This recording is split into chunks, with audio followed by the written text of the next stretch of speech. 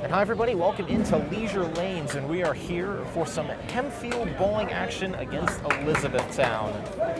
As the Bears and the Black Knights are ready to go for a Section 1, Section 2 matchup. Going to be a fun one this afternoon. It is the final game of the regular season, and the Hempfield Black Knights bowling team going through their senior night festivities here. We had the three seniors on the team, Courtney Drescher, Ava Keller, and Nick O'Neill, all get recognized. HSC TV7's very own Ava Keller, got to give her a shout out for that. But going to be a fun one tonight as we're ready to go. From Leisure Lanes, my partner tonight is Lance Kim. Our producer is Abby Minnick. Already, Lance, ready to do something a little different here today. Final matchup of the regular season for this Hempfield bowling team. It's not been a great season for the Hempfield bowling team. They're at the bottom of the heap in Section 1. But they have a chance to come out here tonight and hopefully get a last season, or late end of season victory, I should say, against these Elizabethtown Bears, who are at the top of Section 2 right now, and certainly are firing all cylinders, have an opportunity to try and keep going as we hear them in the background. So, what do you think is the game plan tonight for Hempfield and for E-Town? Well, as you said, Kasey, obviously Elizabethtown has been having a rocking season so far.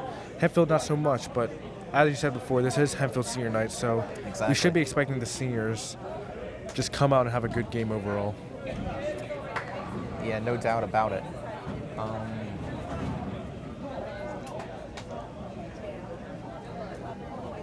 So we'll have to wait.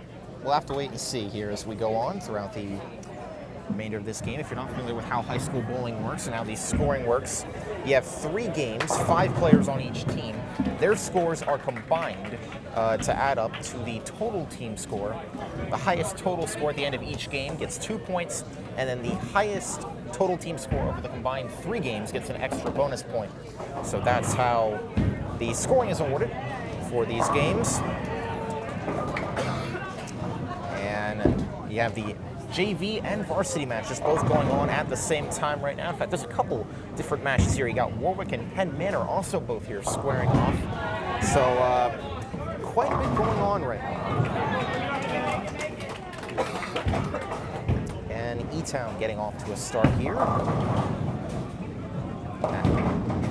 As is Hempfield with Ava Keller. It's Ben Davis for E-Town. Davis had 8. He's got a split to deal with. Keller got 9 on her first roll. Lanes 11 and 12 are the ones we're keeping an eye on right now.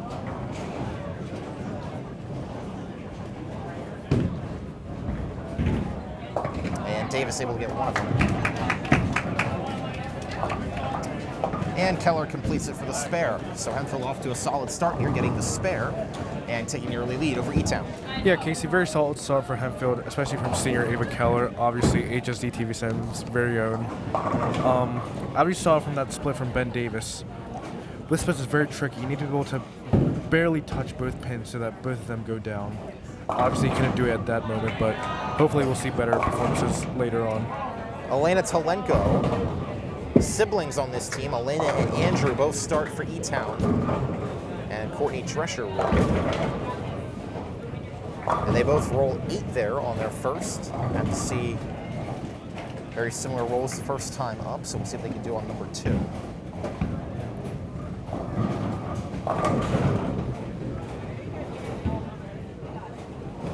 Talenko cannot get the ball to curve there before it goes into the gutter, so that'll be it for E-Town. Bears off to a bit of a slow start here. Drescher gets one of the 2 pins to complete a 9-point play. And Kasey, that's just very tough for Talenko. Obviously, you wanted to get at least some sort of pins on that roll, but she just couldn't do it that moment. Well, speaking of getting some sort of pins, Aaron Moore just did that for E-Town. First strike of the game. And it's Mitchell Barnes up for Hempfield. That one rolls a little off to the side. And Kasey, that was our first strike of the night.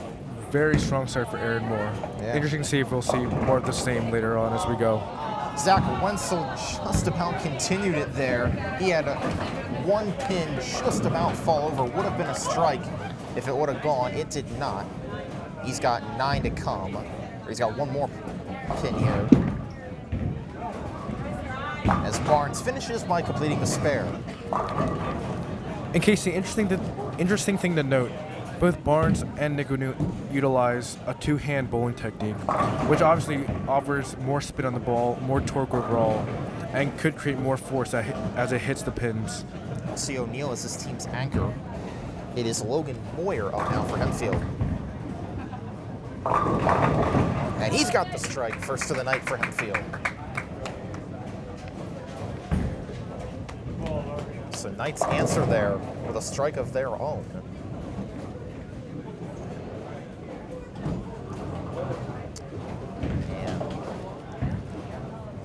Looks like they're trying to reset the pins here in lane 11 as that pin that we had talked about that just about got knocked over on the roll.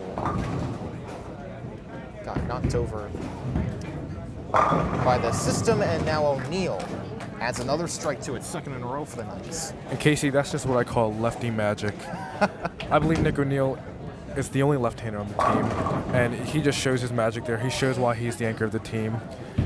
And really, just overall, he's been the strongest member of this bowling team just throughout his seasons. Nick O'Neill is a two-sport athlete, but maybe not the conventional two-sport athlete. When he didn't play football in the fall, he played football. He was the team's kicker and had a very good second half to the season in his senior year playing kicker for the team, including a 45-yarder against McCaskey.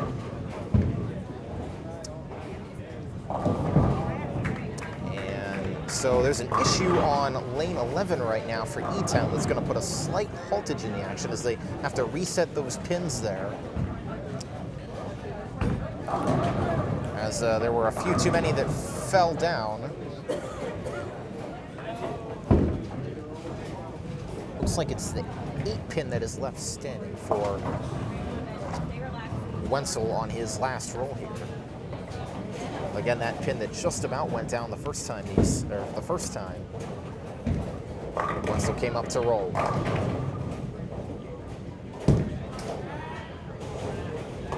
And he completes it as it curves inside to finish the spare. Keep an eye on total points after this first frame.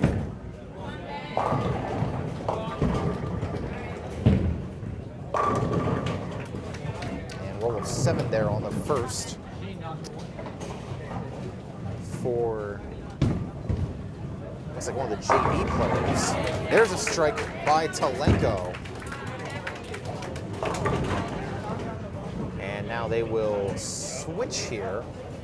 As we see a custom here for bowling, they switch after each frame, so that's why we saw the first roll there by Ben Davis. He got a 7. Now Hempfield will move to lane 11. And it'll be Ava Keller to come after that spare that she had on her last few rolls. And so far, Kasey, I must say, very similar starts to both teams. Obviously, you have Moyer and O'Neill both striking for Hempfield. And on the E-Town side, we have Aaron Moore and Talenko both having a strike as well. Yeah.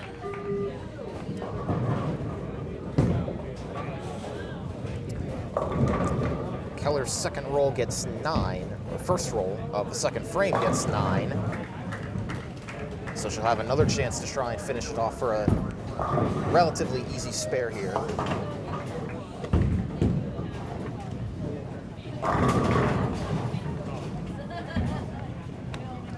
That roll of 9 there on her first roll gives Keller 19 in the first frame. That's how much her spare is worth.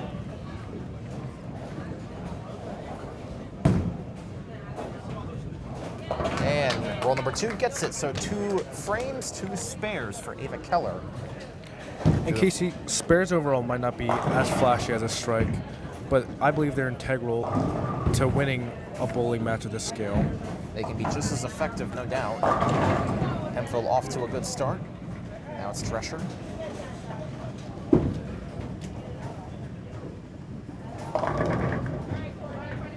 Looks like she got 7 there on her first roll.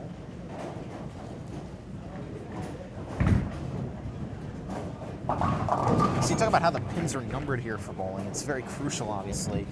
You have the 1 pin, and then it kind of goes. I'm going to do my best drawing here in my head. You got 2, 3, then 4, 5, 6, 7, 8, 9, 10. Hitting that 1 pin in the correct manner is very important to get these pins to kind of ricochet with each other in the way you want them to go.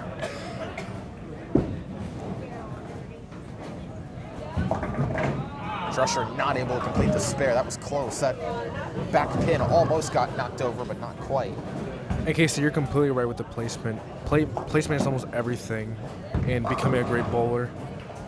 For most strikes, you'll see the placement is between either the 1 and 2 pin or the 1 and 3 pin, just in between that little pocket, which evenly disperses all the energy and knocks on all the pins, creating either a strike or very close to it. Yeah. So we have another delay here for E-Town. It looks like, again, there was one more pin that got knocked over by the machine than should have been, so we'll try that again. In the meantime, Hempfield will continue on.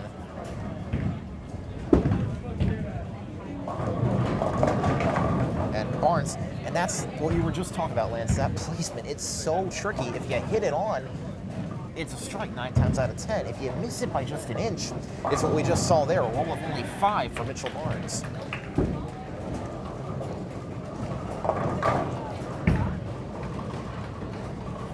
So we will have to see now how he can rebound off that. Still having a lot of pins to deal with, he can get a lot of ricochet. And he almost got it. Got 4 of the 5. It was that one in the back corner, the 10 pin, that he couldn't quite knock down. But a roll of 9 for Barnes. And even though the first roll wasn't quite as nice as he would have hoped, that second roll did a great job in, just bringing back some of the lost points that he got from the first roll. Yeah, agreed. All right, so after the second delay for E-Town, they're going to get back going here, as Ben Davis will continue his roll in the second frame. His first roll going 7. This one's got 3 left to negotiate.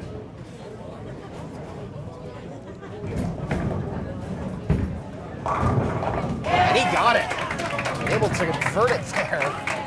That was a tough play for Ben Davis to get those pins to ricochet the way he needed them to, and he got them. Yeah, wow, Kasey. That was absolutely textbook in terms of placement. Being able to hit that pin just enough so that it ricochets into the pin on the right was absolutely beautiful bowling. It's Elena Talenko now up for E-Town. And she got it. So an 8 in the first frame, followed by a strike in the second. Nice bounce back there for Talenko. Following right up with a strike of his own is Logan Moyer for Hempfield. And that's Moyer's second strike of the day, which is interesting because he's not one of the seniors, but he's still giving quite a valuable production overall. There you go. Aaron Moore gets, looks like 8 out of the first roll. 8 or 9, after what scoring says. There's another strike by O'Neill. So Moyer and O'Neill, the 2 anchors, last 2 players on this team, 2 strikes in the first 2 frames for them.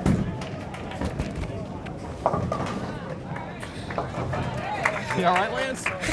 Yeah, I'm all right there, Kasey. Falling apart here over here. As I was trying to say, Moyer and O'Neill just demonstrated in the last 2 frames exactly why they're the anchors of this team. They're who you rely on to just finish off that row and be able to just move on with the point system. All right, take it, Zach. Aaron Moore able to finish off the spare, and then Zach Wenzel gets the strike that he might have got robbed of that first time. Gets it for good in frame number 2. After E-Town finishes, we'll give you a look at the overall scores right now, as there's a strike for Talenko. So 3 strikes in that second frame for E-Town. And currently, you got 127 points on the board for E-Town, 131 for Hempfield, but still got some strikes and some math in there to finagle before we get to the end of that. Yeah, Kasey, it'll be interesting to see how time will affect the 2 teams' plays as they continue. Will these teams heat up and continue producing more and more as the game goes on, or will they begin to fatigue more and more? Well, if Ava Keller has anything to say about it, they're going to heat up. She just gets her first strike of the night. So 2 spares and a strike for Keller to start here on senior night. Okay. And Davis, after rolling 6 on the first time, gets 3 on number 2. He'll finish with 9.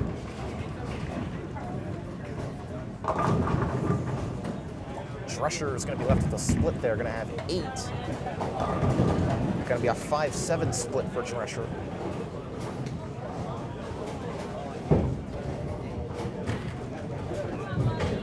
Telenko just couldn't quite get it to curve there into that 1-3 pocket. And it's left with a roll of 7.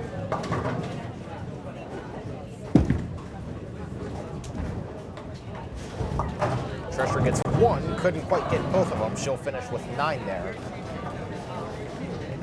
And obviously she's disappointed with that, Kasey, but I mean, you have to realize it's still better than just guttering on that. Yeah, no doubt. So she just has to keep her head up high and just continue producing.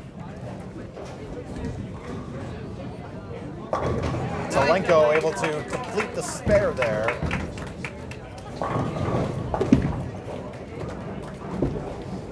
And Barnes, again, just to the right on that pocket.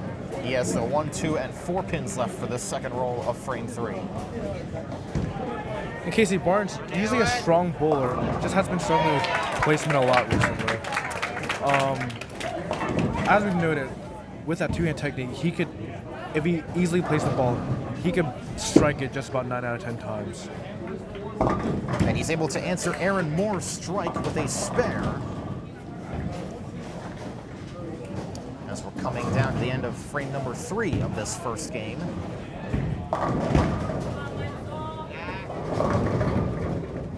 And Wenzel gets 9 there. As all the pins kind of collapsed around that 2-pin, but fortunately could not go down. Moyer going for his turkey. And it ain't Thanksgiving, but give it to him. Yeah, hot start so far from Moyer, Kasey. We'll see if Nick O'Neill can bring more turkey to the late Thanksgiving party. Yeah.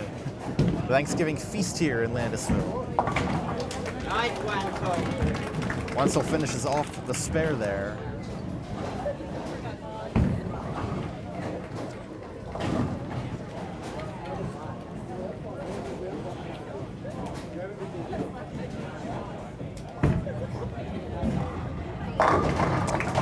I'll bring back my McCaskey nickname for him, Nick O-Money. 3 strikes to start this game for Nick O'Neill. Yeah, Kasey, both Moyer and O'Neill just have been phenomenal so far. And 3 for Andrew Telenko as well. Give him the turkey through the first 3 frames. And that's how we get through the first 3 frames of action here. Frame number 4 to come.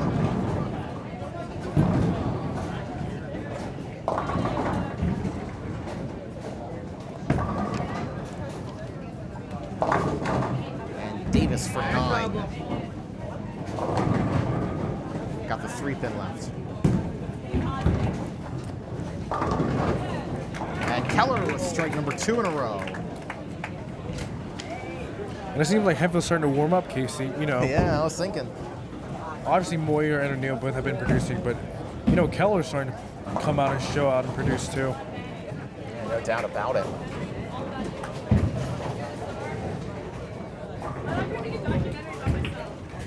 So it looks like we have a substitution here for Hempfield in this 4th frame. Courtney Drescher comes out, and it's Caleb Mertz. Mertz comes out with a roll of 7.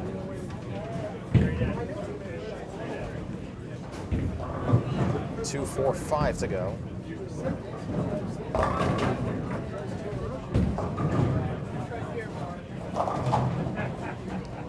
Telenko trying to follow up on Davis's spare.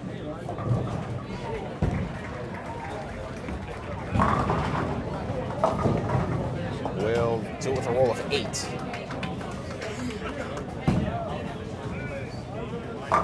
And Mertz completes the spare. In this 4th frame, good start for Caleb Mertz.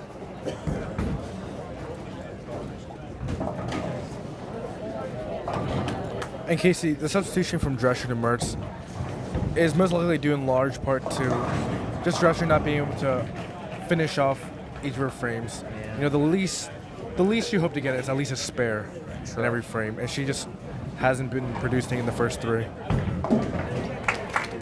Zelenko able to complete the spare.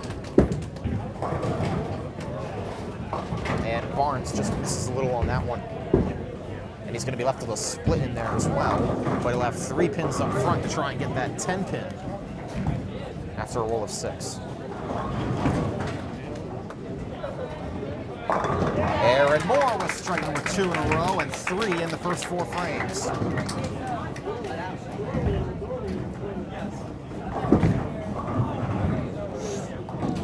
And Barnes gets 2 to finish frame 4 with a roll of 8. And Kasey, it's amazing. With these bowlers that add a lot of spin, add a lot of curve to this ball, it almost looks as if it's going to gutter, but just at the last second, it just curves into the pins. Zach Wenzel was a little upset there. He was hoping to get a better ricochet out there off the pins, and Moyer now has 4 to start this game. 4 strikes for Logan Moyer. Great start for him. And Kasey, this Hempfield team could be riding on the backs of a strong Moyer and O'Neill performance tonight. Yeah. No doubt about it. You got Keller up there too at the beginning of the order, who also has 2 spares and 2 strikes. And like what you see from Hempfield so far. Nice job by Wenzel to complete the spare there.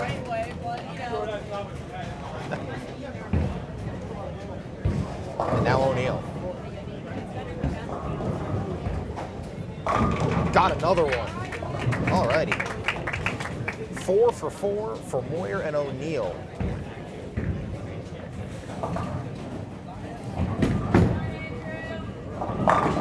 And Zelenko cannot quite answer, as he's got the 10 pin left up after his 4th roll of the night. And that's like I was saying, Kasey, even if you hit in the perfect position, in the perfect spot, there's still a slight chance you could only get 9 out of the 10. Yeah. So you just take that on your chin and just go for the spare on the next roll. Yeah.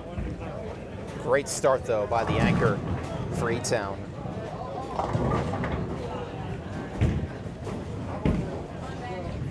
E-Town starting their 5th frame here. Split for Davis.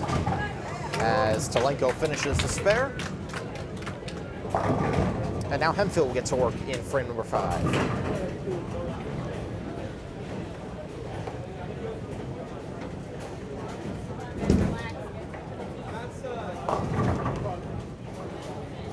Count right now, this one is looking very close so far. 340 for E-Town, 334 for Hempfield to this point, and Davis with a roll of 2. Keller was 7 there on roll number 1, but a chance to hopefully convert this spare with the 2, 4, and 5 pins left standing.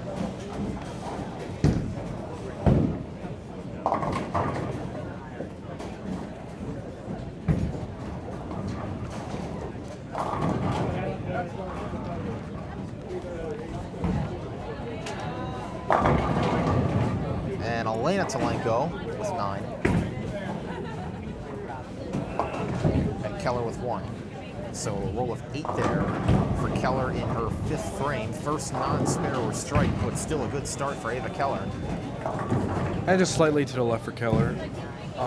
If she would have just hit it slightly more to the right, I believe that easily would have been a spare. Yeah. Close, but not quite. Zelenko will try to finish off here the spare. And will.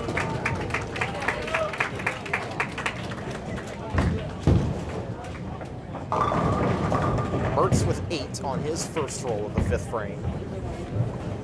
6 and 10 to go.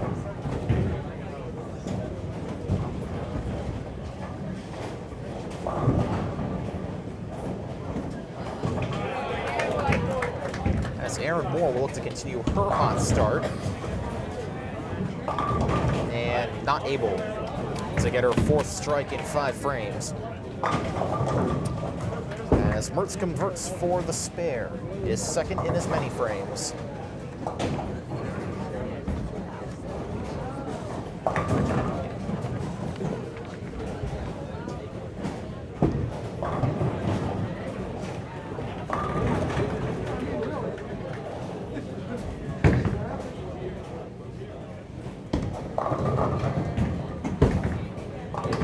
hits it. So Aaron Moore continues her run of either a strike or a spare through the first half of this one. Yeah, and Aaron Moore has so far had a very solid start. She may not have had the start of like an O'Neal or a Moyer, but you know, Mitchell Barnes finally gets his roll warmed up. it's just very solid overall. Yeah. And Barnes, as we saw, I believe he could be absolutely deadly. He's potent, yeah. Yeah. Just He just had needs get to it stay rolling consistent with his positioning of the ball. there. Wenzel for 8.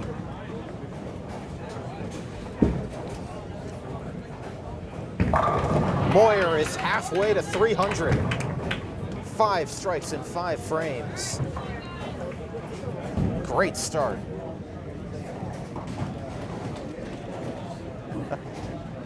Head coach Tom Degnan is happy about that as Moyer comes back to the bench area. Zach Wenzel completes the spare.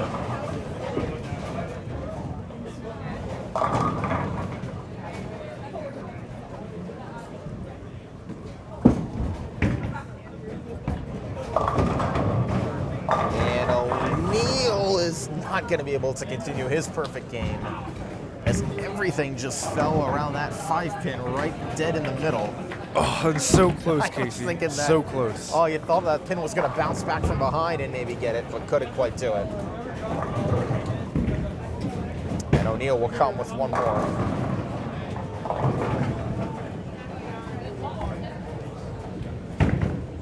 Gets it. All right. Still, nothing too shabby. 4 strikes and a spare through 5 frames. So you'll take that any day of the week. Yeah, definitely, Kasey.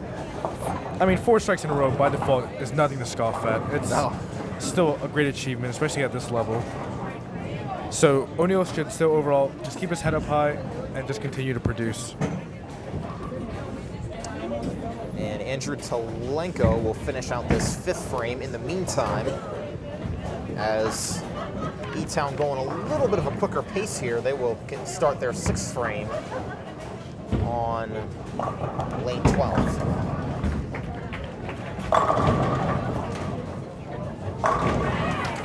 And Talenko for the strike. Nice start for him. He has been the playmaker right now for E-Town on their side of things. Yeah, Kasey, we've been so infatuated with Moyer and O'Neal that we haven't really noticed the E-Town anchor that much, but I mean, Talenko's had a very solid game so far.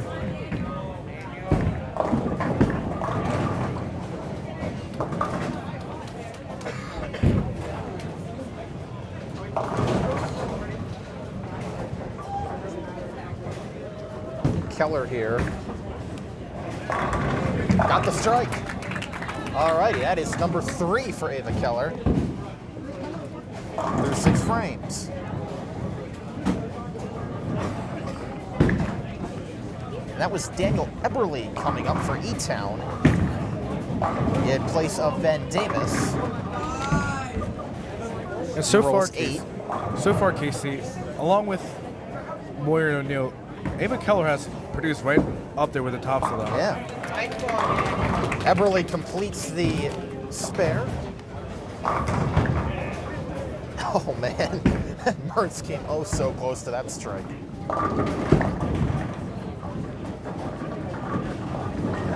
Close but no cigar for Caleb Mertz on that one as he was trying to finally get his first strike of the night. Very similar roll for Elena Talenko, just can't get that 10-pin down in the corner to go. Yeah, deja vu, Kasey. Yeah, I was thinking that too.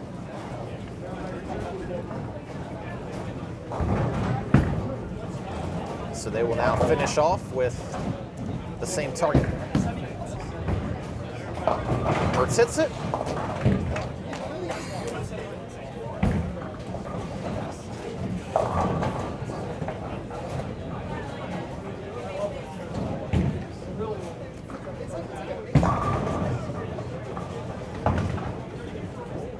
And Talenko going to try and do the same. And will. All right.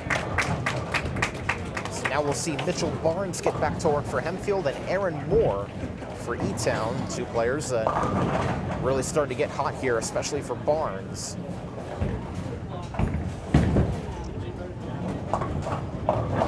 And again, just a little bit off there.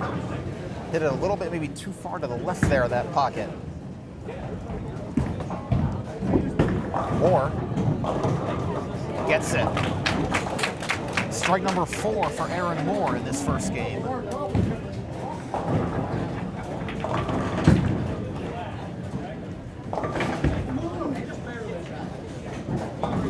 Barnes, though, able to answer with a spare of his own. All right, Lance, early impressions here on what we've seen through just past the first half of this first game. Well, Kasey, obviously we've been giving them a lot of attention, but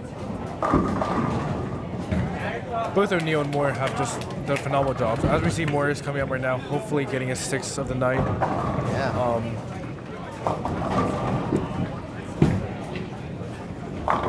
Perfect game is still alive. Yeah, I mean, he's just absolutely no words. He's just been perfect all night. So I believe if Hempfield wants a chance, they got to ride on his shoulders all night. Yeah, he and O'Neal have gotten off to great starts. Wenzel, 9 on the first roll, completes the spare. And O'Neal gets back to form. I say that jokingly after only I say, getting 9 on the first roll and then completing the spare on his second. And Ben Davis is back in the game for E-Town, and he gets a strike to start off. What a way to come back for Ben Davis. And Kasey, Andrew Talenko has just still been phenomenal throughout. I think he's right up there with O'Neal, just competing neck and neck. The difference, I believe, is Moyer, because even though O'Neal is the anchor, Moyer has just been absolutely spotless tonight. Keller cannot quite get the strike that time, but will only have one more to come. She's got the 3-pin left remaining, and she'll try to connect on. Looks like we saw Eberly back in now. So they're transitioning a little bit, our Hempfield, or our E-Town. Eberly in for Davis after Talenko's strike. And Keller not able to complete the spare.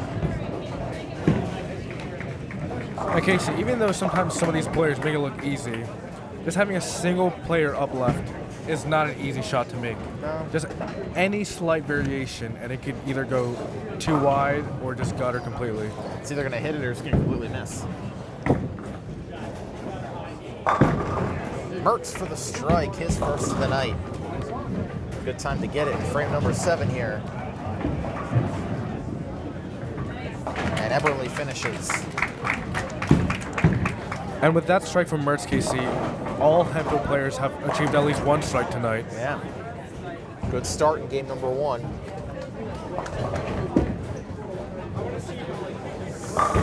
How about that from Barnes, getting back in it. 2 strikes in the last 3 frames now for Barnes. And that's what I mean, Kasey. Barnes in the first few frames was just trying to find his form, trying to find his positioning. But once he gets locked in, he's absolutely amazing. Lights out. And then Elena Talenko answers with a strike of her own.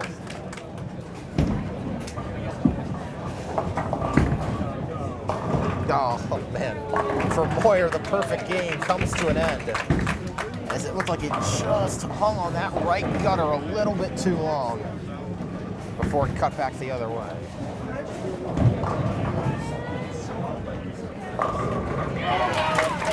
And then Aaron Moore keeps the momentum going for E-Town, another strike.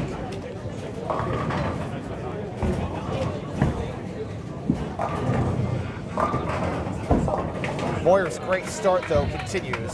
6 strikes and then a spare in frame number 7. Kasey, we might be disappointed that Moore couldn't get that perfect game, but I mean, he still has had a phenomenal game. He got halfway. You need 12 strikes for a perfect game. He got 6. Wenzel, another one. That's 3 in a row for E-Town now in this 7th frame.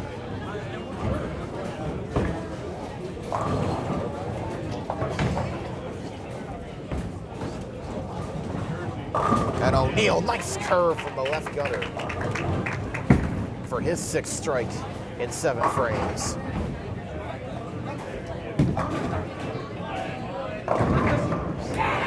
Talenko with his 3rd in a row and 6 on the game. He continues on as well. Andrew Talenko off to a great start for E-Town.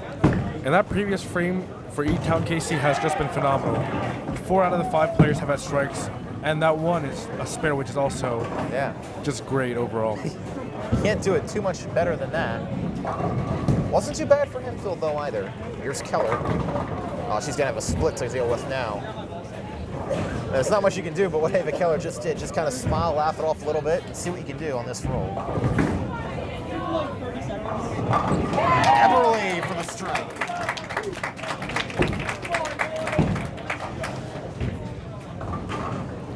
And Kasey, seems E-Town's really heating up and finding their form in these latter frames. Yeah, no doubt about that.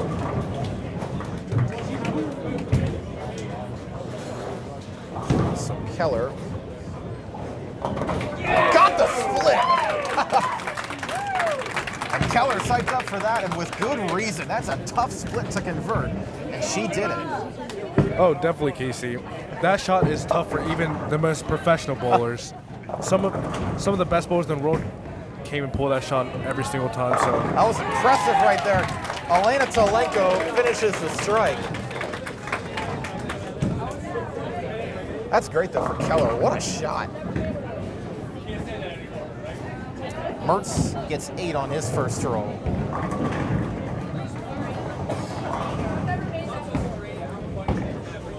Aaron Moore has another one. That's her turkey for Aaron Moore. Oh man, Kasey.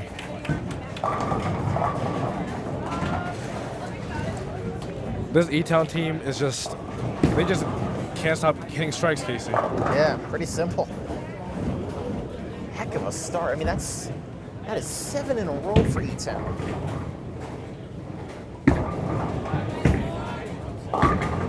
Wenzel almost. So close. The 10 pin left to come.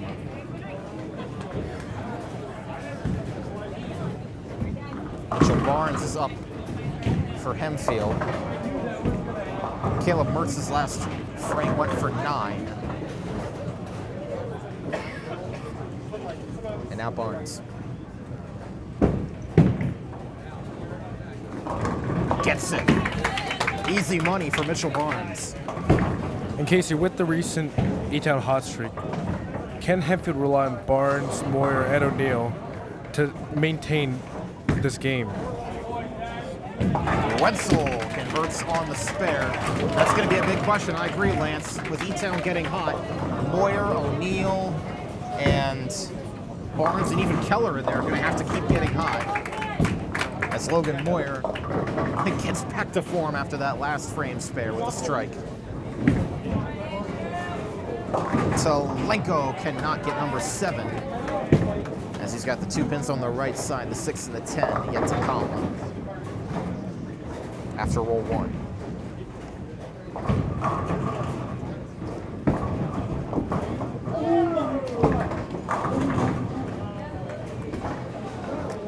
Take a look at the scores right now. Hempfield E-Town just a little bit ahead, looks like.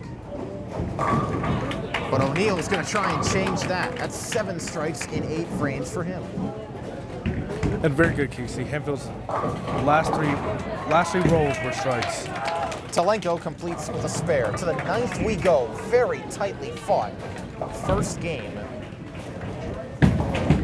between E-Town and Hempfield. So Keller converting that split there that looked impossible. Yeah. Able to do it though. So what she got for an encore? That is HSD TV7's own. I'd like to see it. You really like to see it.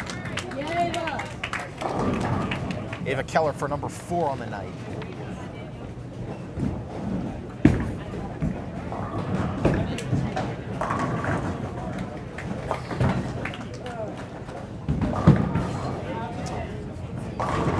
And Eberly gets 9. And so does Mertz. Hurts with the 4-pin. Left standing.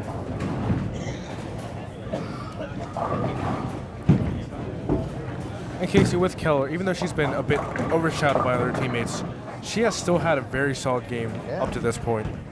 Yeah, no doubt about it.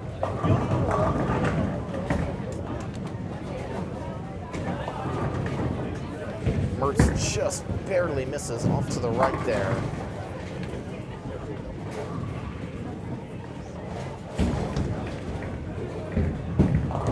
And Eberle finishes for the spare.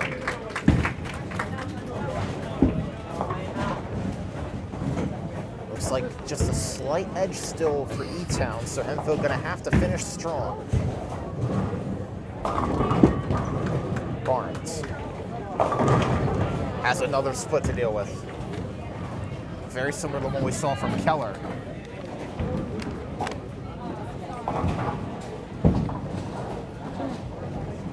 While Elena Talenko, off the mark there, has 7. But all in a cluster for Barnes. It's a split.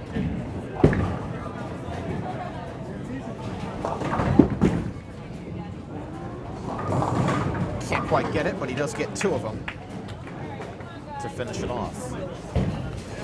And that split move, Kasey, is just so hard, even for the best bowlers. Yeah. You gotta hit it just the right spot. That's the main reason why, you know, Keller and this whole crowd got excited when she hit that split. Yeah. Just not something you see very often.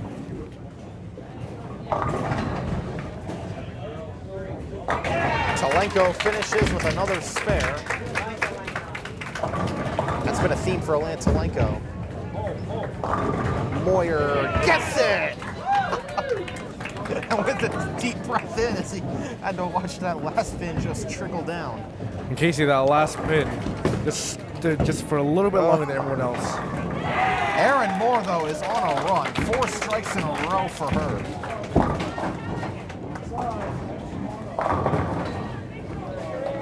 But what's Nick O'Neill got for the money ball here in frame number 9?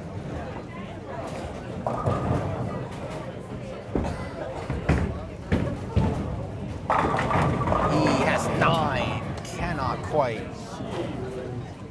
get that 8-pin there. And that's tough, Kasey. But I mean, O'Neill has consistently hit either 9 or 10, so still a great game. I think overall he's been a top 2 bowler today. No doubt. Wenzel with 9. O'Neill to finish the spare. To the 10th we go for Hempfield. And they're going to get an early start at it here is E-Town. And he just makes it look so easy, Kasey. Oh, yeah. E-Town is on to their 4th bowler of the frame.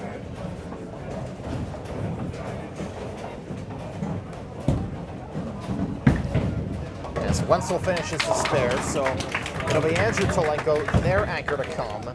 Provisionally, Hempfield sits at 8:49 in this first game. And E-Town, get a look at their score. They sit at 8:38 with Talenko still to come. So Hempfield going to need a big 10th frame. But it's not insurmountable, and especially with that Talenko not able to finish the strike. They'll have an opportunity now to come back for the spare. Provisionally, E-Town up by 7. Yeah, Kasey. There's one thing that I believe, strikes, the most recent strikes you have don't show up till after. Yeah, Talenko, glad to get that one. All right, so let's see now. To the 10th we go of this first game. Seems very close, Kasey. Yeah, it's very close. 2 points on the line for whoever can grab this one.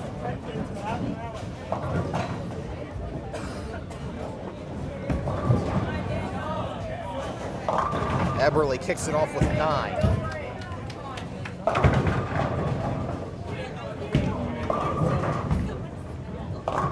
And Keller with a split again. That one's for 8.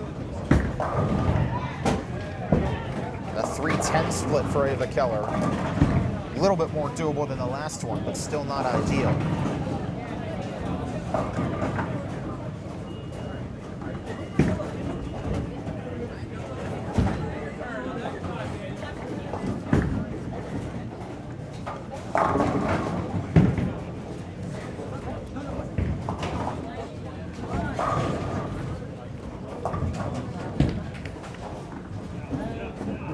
Keller just missing on the 3-pin, gets the 10 out back, but she'll finish with 9.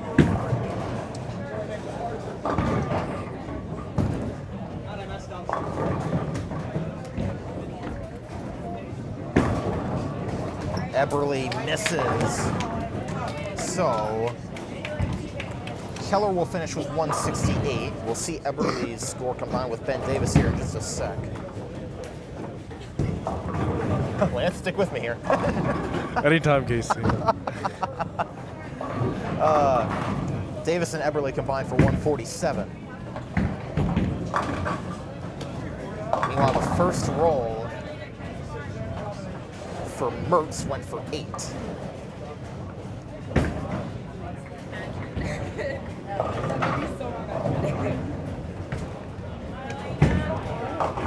And that's a bad split for Elena Talenko.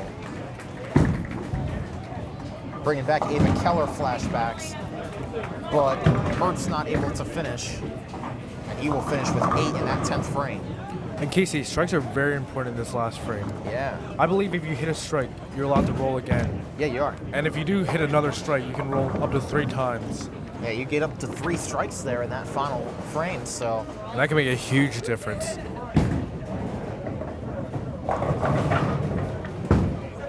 Or 2, my apologies. I had to do the math here in my head. Talenko for 9. There's a strike for Barnes. So Drescher and Mertz finish with 129. We'll get to see more of Mitchell Barnes here. Aaron Moore, after Talenko finishes with 177. Moore with 5 in a row.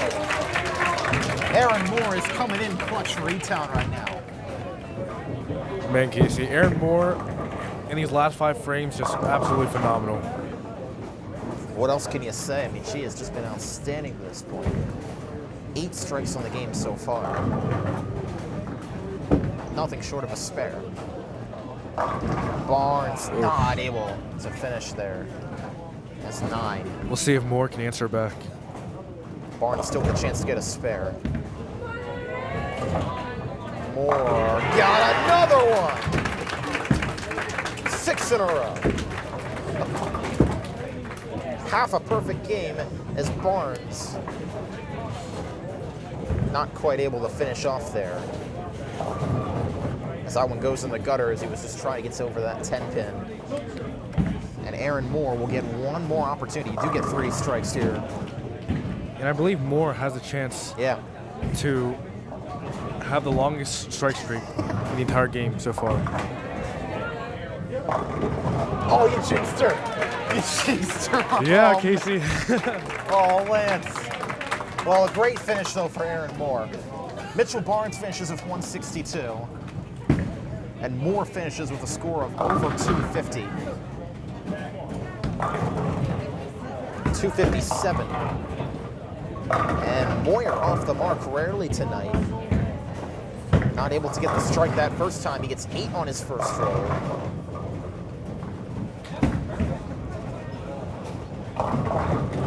Wenzel for 7.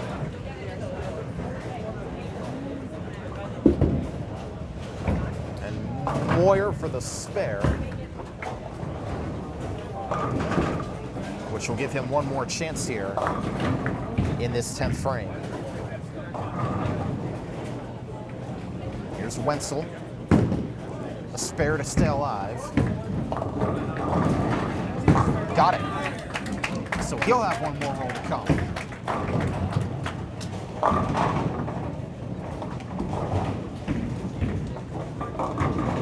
And Moyer again, just a little bit off the mark at the very end. I'm not sure that's going to count. He got a pin knocked over there at the very end.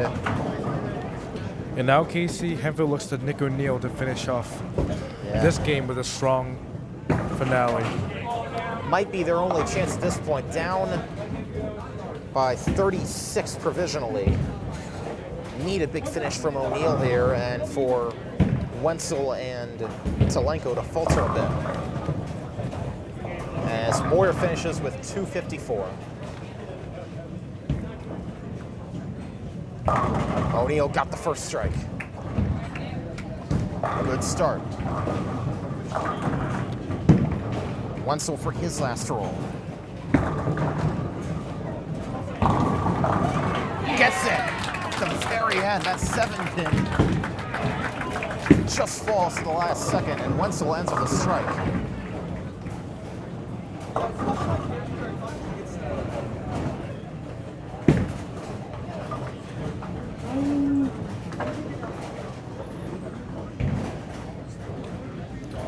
And Andrew Talenko could put this game out of Hempfield's reach. Yeah, that's what he's going to try and do.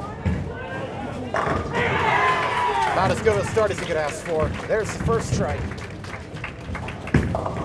What a game from Talenko to this point. O'Neill cannot get the strike. He'll have 9, and he'll have an opportunity to finish the spare, but that'll be it. So it looks like E-Town is going to take game number 1 here. Slim margin.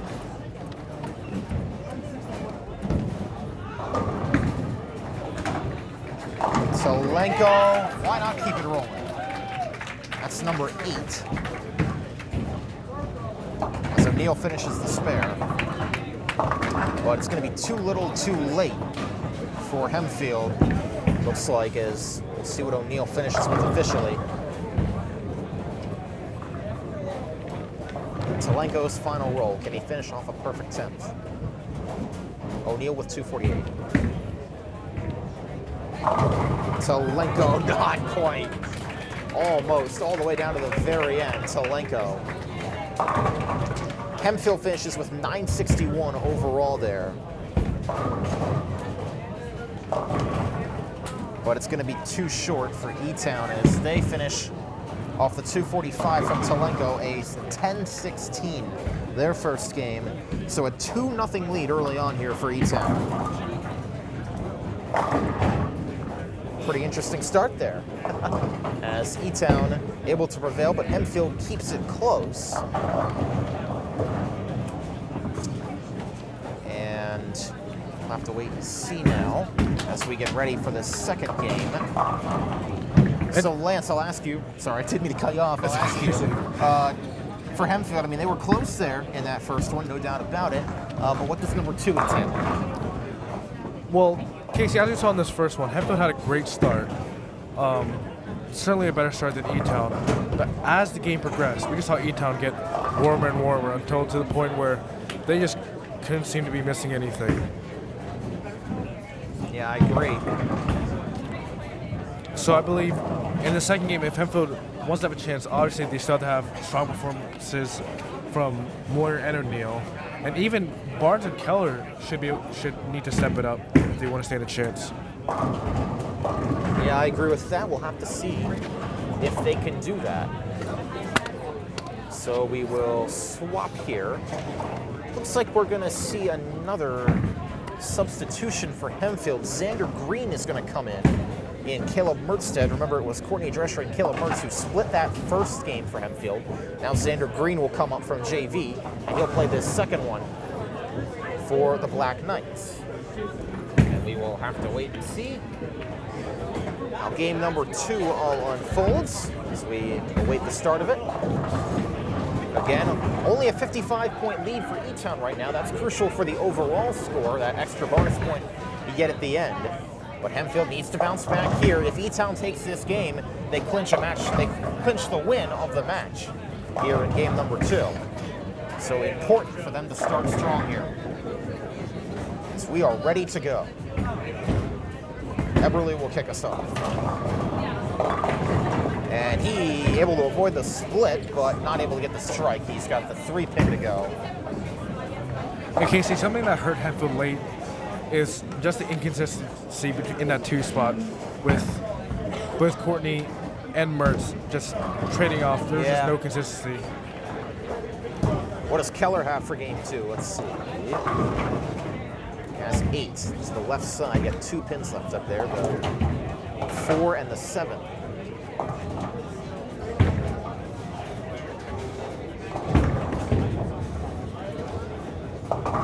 Everly converts the spare to get E-Town started in game number 2.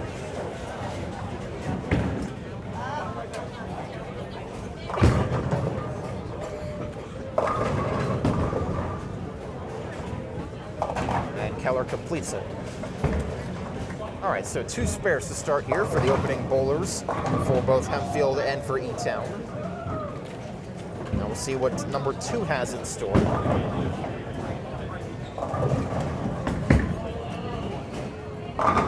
Talenko starts with a strike.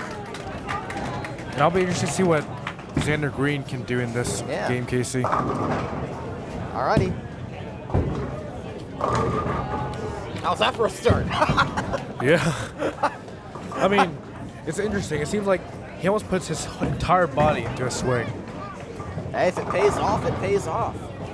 Aaron Moore, who had a great last game, is going to start with a nasty split. The 6, the 10, and the 7. All to come.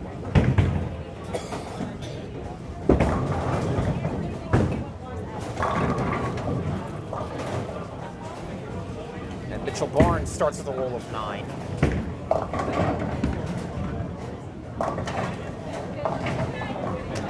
And Moore able to get those 2 pins on the far right side for an overall roll of 9. Barnes not able to quite get that one to skirt the edge enough. And he will finish his first frame with a score of 9. And Kasey, as we were talking about last game, Barnes just early on, which I believe hurt Hempfield overall, just couldn't find his form. Wenzel gets 9 on his first roll. But near the end, he was starting to pick it up, so hopefully he's warmed up and can produce more for this Hempfield team. Yeah, a little inconsistent so far for Barnes, but he's got time to rebound. But if Hempfield wants to win this match, they need to get some points quickly. Gotta have this second game. Moyer starts with 9.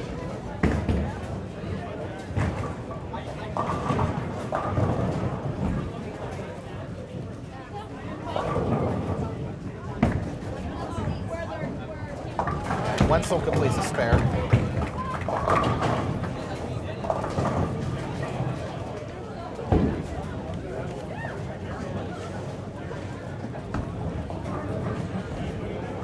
Moyer just curves to the left.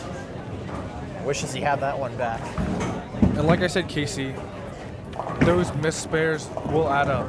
It seems insignificant, it's only 1 pin, but add that up over the course of a few frames and it could add up for this Hempfield team. Yeah, it'll add up quickly.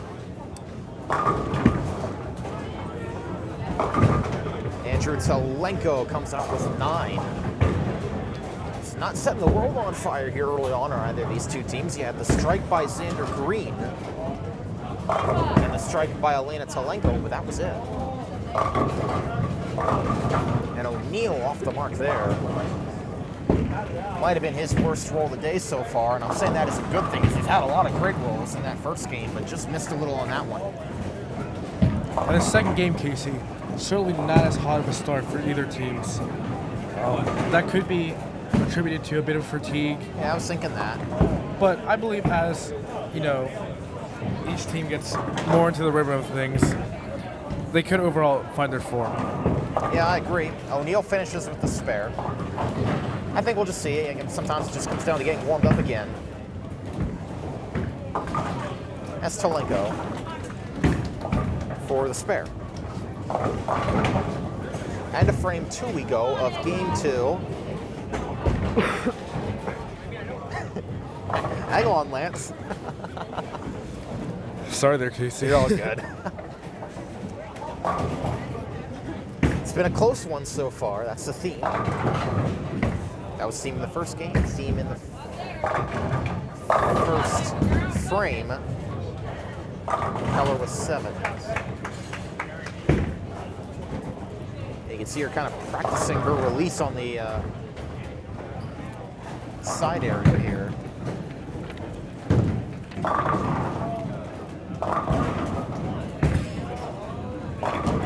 Eberle for a strike.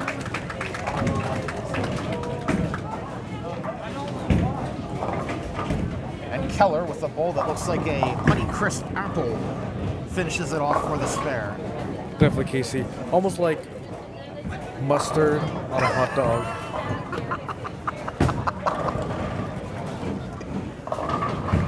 You know, I don't see it personally, but I get where you're coming from. Yikes. For Elena Talenko, after the strike on the first one, she just missed on that. 4, and on the other end, it is Sander Green with 2 strikes in a row to start his game. And Kasey, it looks like that substitution has so far paid off for Hempfield. I beg your pardon, Talenko got 5 there, but still with a lot of work to do. Thankfully on a cluster for her. And gets it. Some nice rebound there by Elena Talenko, but not the great first roll that she wanted after the strike.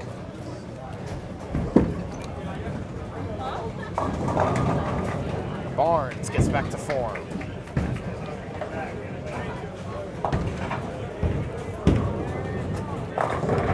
And Aaron Moore again after that blinding finish. Not able to get it going here so far in game number 2.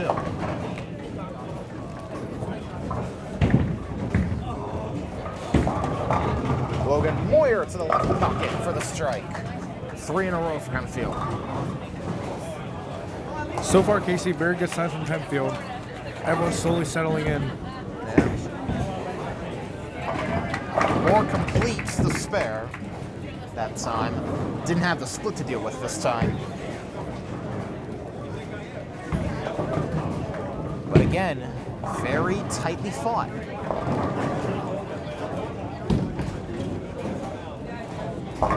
And O'Neal. Oh man. That 6th pin, it wobbled, it waggled, and it just didn't fall. Almost like teasing O'Neal, Kasey. Yeah. And I do wonder, as O'Neal completes the spare, I do wonder if that fatigue does come in. You talk about Sander Green, guy who didn't play the first game, did play JV Greg. So he does have that fatigue, but you know, it seems like he's coming in with some nice energy here, his first varsity game. Yeah, definitely Kasey. I mean, obviously we see both Barnes and Moyer score a strike on this frame, so I believe each team just needs time to settle down. Eberle able to, or no, it's Wenzel, my apologies, finishes the spare, as E-Town is still in the 2nd frame here. Hempfield after 2, provisionally with 124. Talenko for 8. Kasey, now we see Hempfield's coach go over to talk to O'Neal. Maybe just for some slight adjustments or, you know, just trying to get a grasp of O'Neal's thought process right now. Or just a pep talk, if nothing else at this point. God, I think that's what you're looking for right now.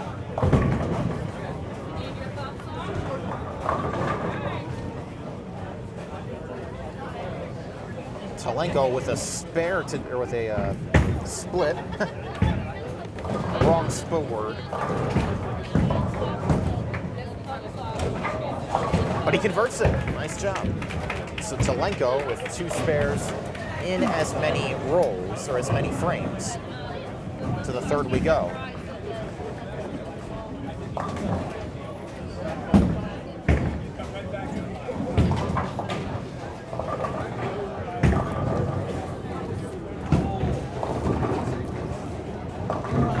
Keller for 9.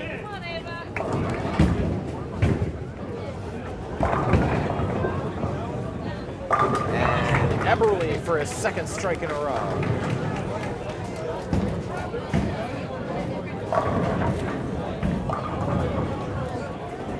Going to be interesting to see. We saw Hempfield, they got off to a fast start in the last game and then kind of started to stumble a little bit down the stretch. Bit of a similar start to this play. Keller just missed. Just off to the right.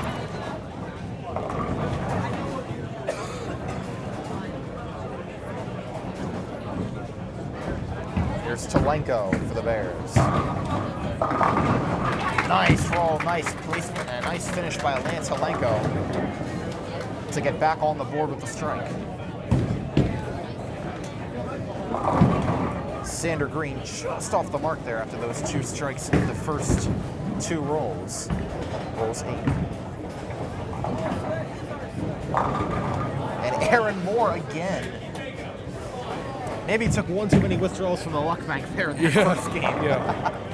I mean, Aaron Moore, just a complete killer end of the last game.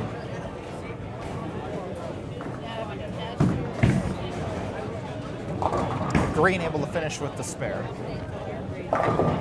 See what Moore has for roll 2 here. Ooh, that's going to be just to the left.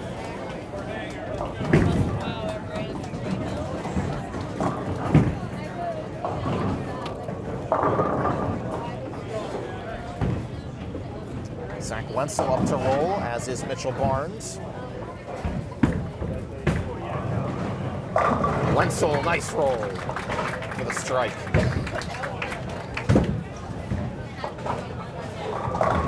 And Barnes says, all right, I can do that too. Second in a row for Mitchell Barnes. And Kasey, if Hempfield wants to hope to beat E-Town today, they need to pick it up. They need to be able to produce more, just like Barnes did on that strike. So we'll just wait and see. Andrew Telenko for 9, all but the 2-pin.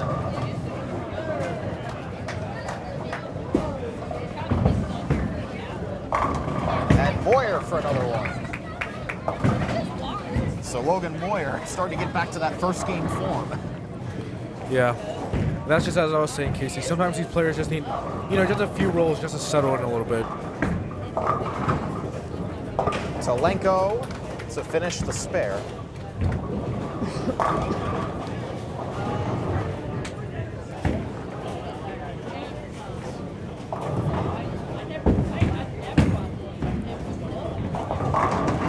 And Nick O'Neill gets it.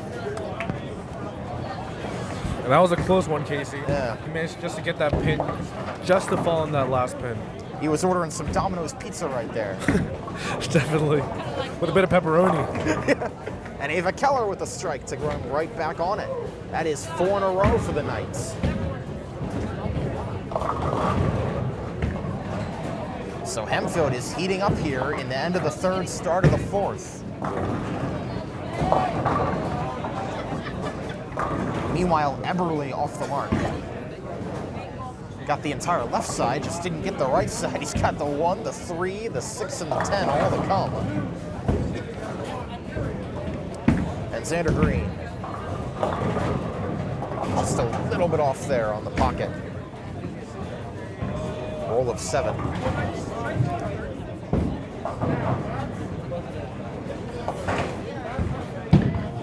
And Kasey, as you were saying, as this Hempfield team picks up, you have to think that E-Town's going to come back and answer right on their own. Yeah. Just as, players such as Aaron Moore did in that last game.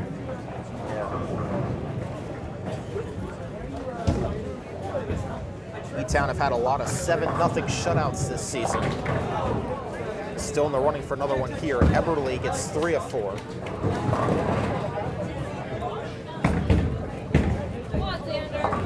And Green for 2. So 2 rolls of 9 there by Daniel Eberle and Xander Green. Hempfield a bowler ahead right now.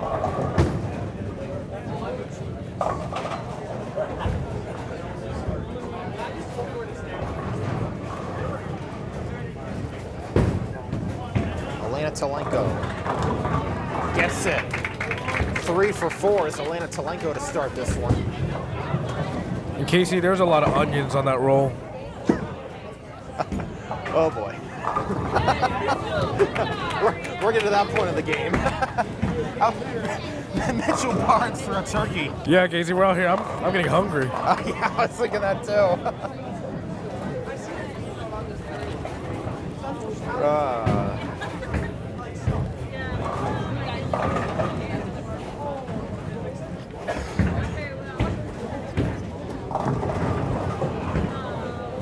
Moyer for 9 there. He's got the 7 pin to go.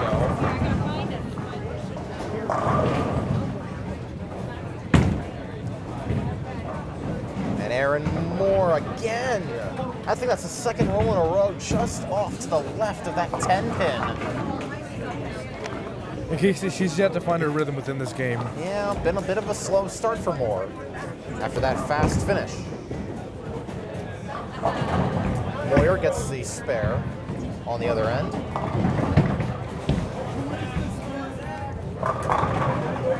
And Wenzel's off to the right there on his first roll.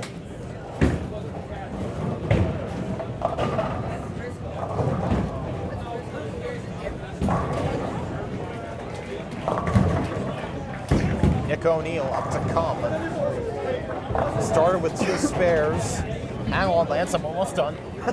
Started with 2 spares and a strike. Sorry there, Kasey. Good.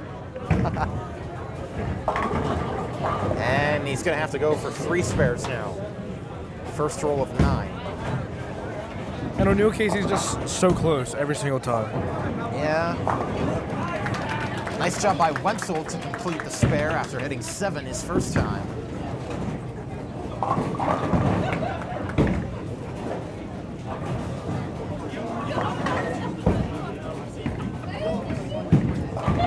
And O'Neill right down Broadway for that one. And Kasey, at this rate, you know, it might not seem too much in Hempfield's favor at the moment, but, you know, to quote my favorite Justin Bieber lyric, never say never, Kasey. Oh boy. You know what, Lance? I'll go with that. I like that idea. It's not over for Hempfield yet, but they gotta get. I mean, they're in position right now. They're off to a good start. Provisionally, they have the lead in this second game. They just gotta finish strong. And if Andrew Talenko has anything to say about it, that's not gonna happen. He's got another strike to his name. Yeah. And Hempfield's start at this point, it's sufficient, but as I said, E-Town's just going to come right back and start answering. So Hempfield at the same time needs to pick up the game. They need to rely more on Moyer, Barnes, and O'Neill. And even Xander and Ava, just to overall just pick up and hopefully pull out with the Hempfield win tonight. Yep. Keller going to try for 2 in a row. Eberle going to try for 3 and 4. Got it.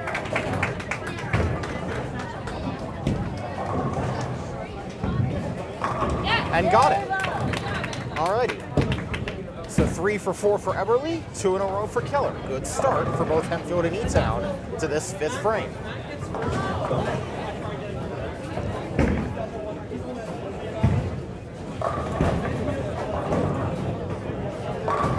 Here's Elena Talenko.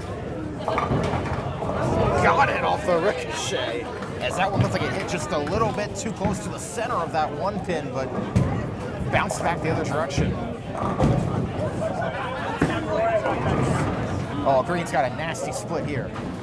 And Talenko herself, Kasey, after that roll, looked a little bit shocked slash surprised slash relieved. It's a 2-10 split for Green, and again, for the 4th frame in a row, Aaron Moore hits 9 the first time up. And we'll try to once again convert the spare.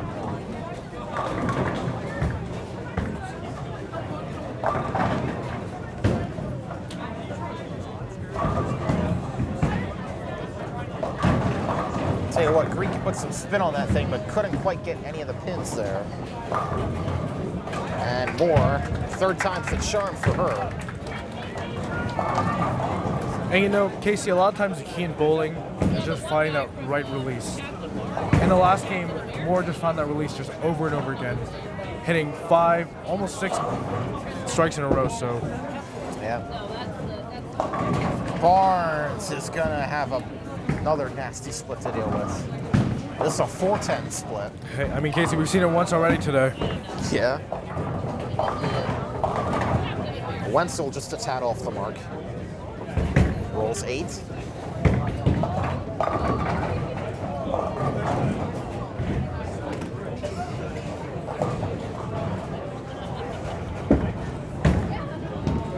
Barnes cannot quite get that one to curve the right way, goes into the gutter, and he'll finish with 8.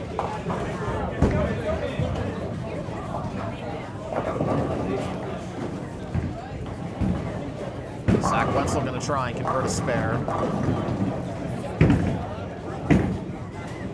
And he will. So Wenzel with 4 spares in as many in 5 frames, and a strike in the other one. Logan Moyer going for strike number 3 of the game.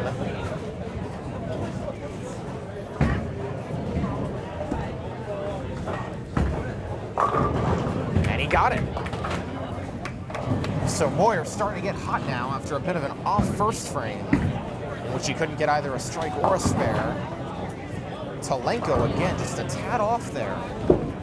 And Kasey, one thing that I find interesting about bowling is that just like in baseball, how there's different stances and different ways to release the bat. Yeah. In bowling, it's exactly the same. There's different forms. There's no right form, and each player's form is very unique to how they feel is comfortable. I mean, in the end, if it achieves the goal, can't complain much. If you knock over all 10 of those white things down at the end of the lane, you're probably doing pretty good. Nick O'Neill gets 8 of them.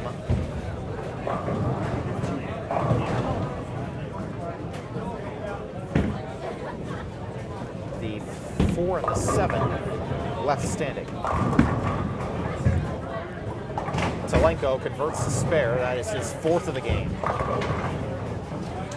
And O'Neill will be left to go for spare number 4 as well.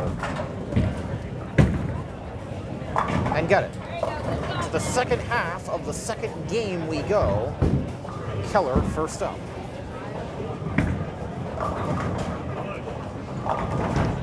Gets 9.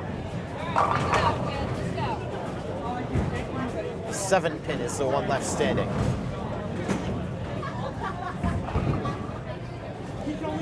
And on O'Neill, Kasey, though he's had a very good game up to this point, it certainly doesn't compare to the game he's had last game. That's true. But I thought that's the theme for pretty much all the bowlers to this point. They've been just a little bit off their first game mark. As Eberle for 8.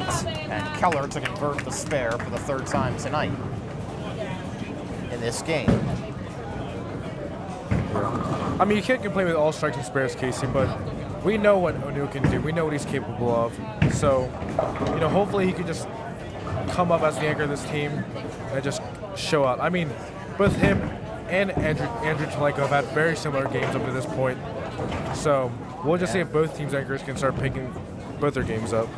Well, we shall see. Hempfield still holds a slight advantage in this second game, one they have to keep the match and the chance for a match victory alive. Green for 9.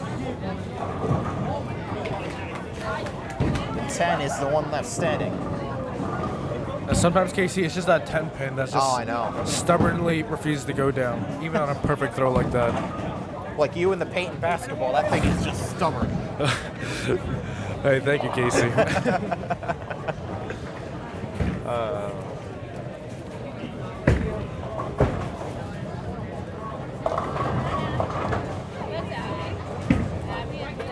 Green off the mark, though.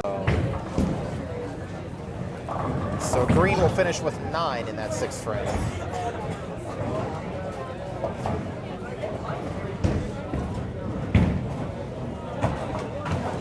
And Eberle looks like he got off the mark there for the gutter in that last roll, so he will finish with 8.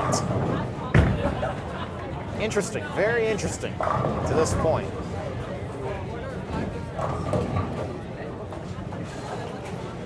And Hempfield continuing with just a slight advantage, but they got to start heating up a little bit more because you have Elena Talenko, who's had a great second game. And she almost made it 5 for 6. 1 pin left. It's a 7 pin. And Mitchell Barnes with 9. I'm telling you, Kasey's that 10 pin. I tell you what can I say? 90% of the way there, you just can't get that last one. That's what's so challenging, frustrating, yet satisfying about this game when you hit it just right.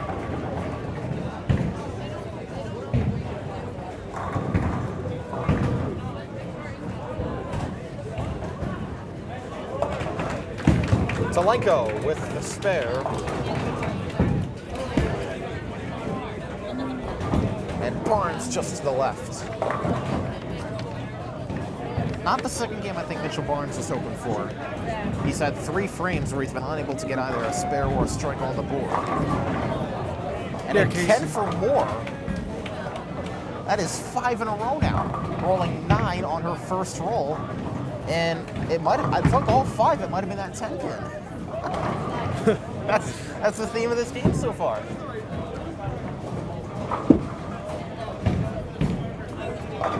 Logan Moyer for the strike.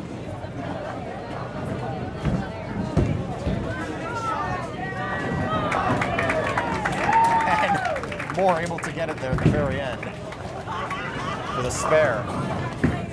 And just on Mitchell Barnes, Kasey, just throughout this entire game, he's just been very inconsistent. He's had, just runs where he's been absolutely phenomenal, and it just some not so stellar runs. I mean, you can't consider them bad, but obviously we're used to seeing him produce at a high level. Yeah, that's true.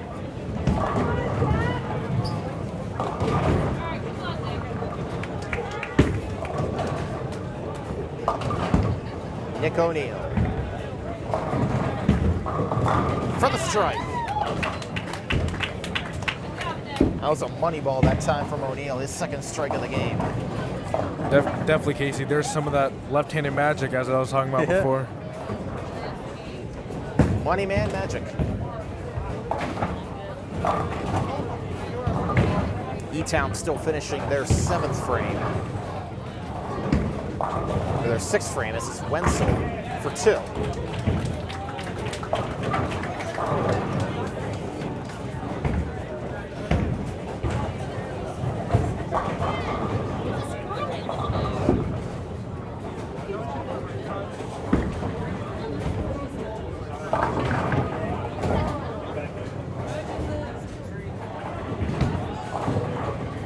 Here is Talenko for another strike, his second of the game. So both the anchors starting to heat up a little bit now. O'Neill and Talenko as we come to the 7th. Yeah, definitely, Kasey. And, I mean, they're anchors for a reason. They haven't had less than a spare in both games. So overall, just solid showings.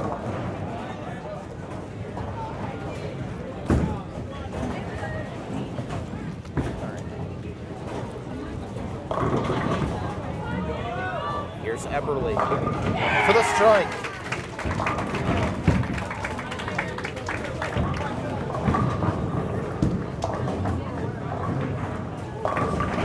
And Keller with another one. That's number 3 of this game for Ava Keller.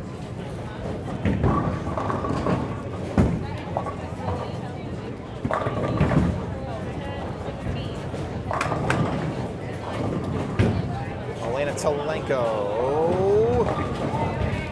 Oh boy, that was close. Yeah, that one skirted the right gutter and just about went into it. Instead, curves back for 8. Green for 8, a little more the conventional way.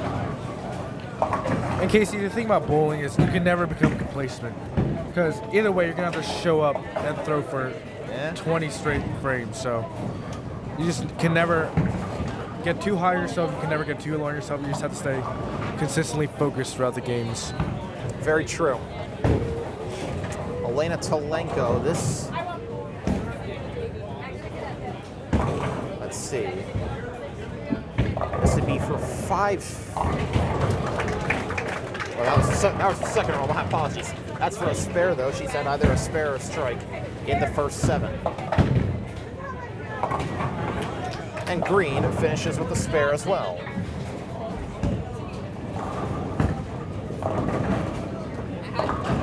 Okay, can Erin Moore finally get out of this funk? She has had on her first roll the last 5 frames.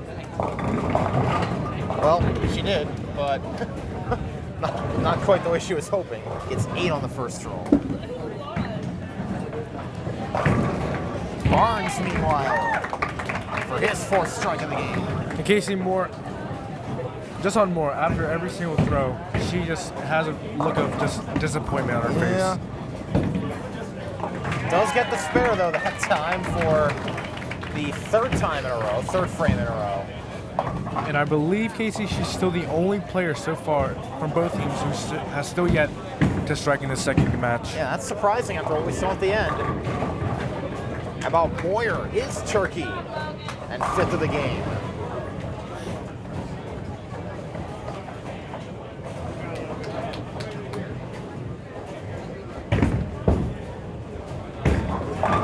Wenzel with a strike. All right, now the ball's starting to heat up here.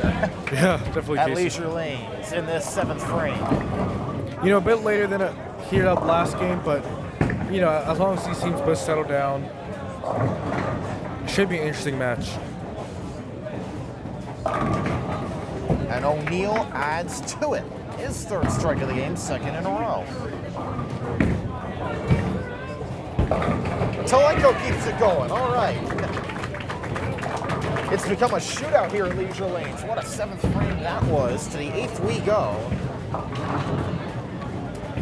Okay, so Hempfield still has a bit of ways to claw back up if they want to win overall in the total category. But it starts with this game right here. And look at that, Lance. As it stands right now, they're tied at 602. Now that doesn't account for a lot of the math for strikes and spares and all that, but goes to show how close it is. Everly rolls 9, and Keller has the gutter for the first time today, but she'll have an opportunity to come back and try and get a spare off of it. And I'm just not so sure what happened there, Kasey. Yeah, sometimes it just comes out a little funny. Yeah, definitely. Human mistake, she can come back from it. Let's see if she can. On this one.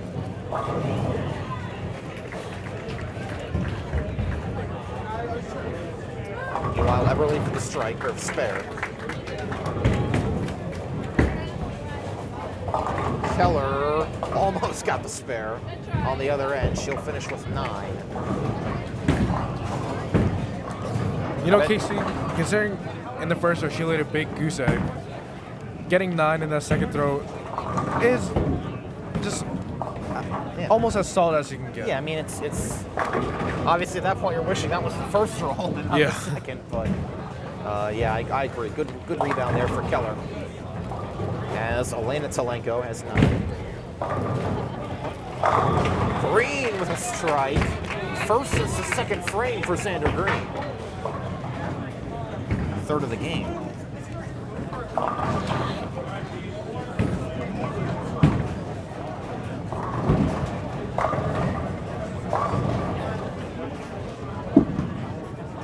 Talenko into the gutter right before it got to the pin. Talenko let that one go with a lot of speed behind it, and it just couldn't hit the pin before it got the gutter. Mitchell Barnes keeps it going 2 in a row. These anchors coming to play for Hempfield right now.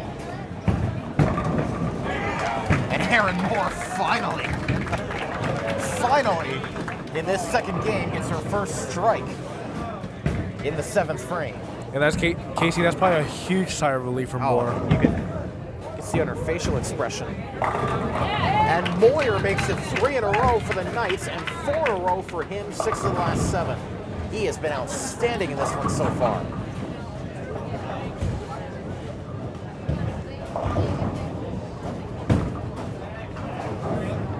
Wenzel off the mark. He's got a nasty split to deal with, but a lot of pins to work with.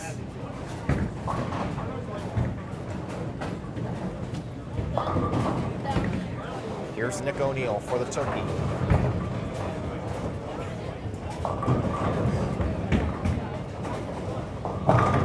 Yes, sir. Nick O'Neal, 3 in a row. And Kasey, it's kind of interesting. It's almost as if this game is ending how the last game started for both O'Neal and Moore. I was going to say, kind of funny how it works that way. Wenzel gets 8 there, still left with a split, but doesn't matter. That roll is over. How about that for Hempfield? I mean, for Green, he's got a strike. Barnes has 2 in a row. Moyer has 4 in a row, and O'Neal has 3 in a row. Hempfield is trying their best to finish strong right now, and it's keeping them in this one. especially with Talenko being off the mark on his first roll. He rolls 8. Yeah, Kasey, I mean, this is exactly the time that you need some good performances out of your best players. And it's a split. That's for Eberly as they start the 9th frame.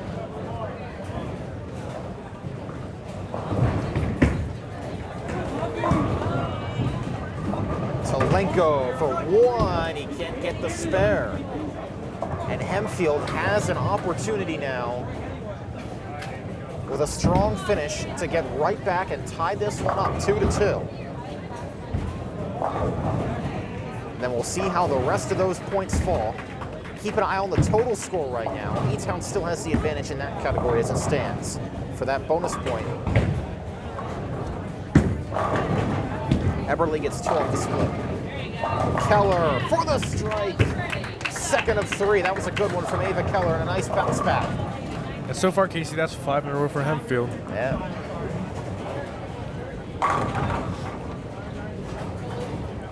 Alana Talenko started hot, has cooled off a little bit since then.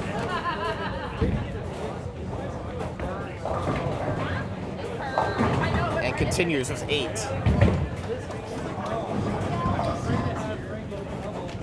Hempfield starting to maybe take advantage in this one, but Xander Green, not a great roll there. He's left with a split. The 1, the 2, and the 10 all still go down for Green.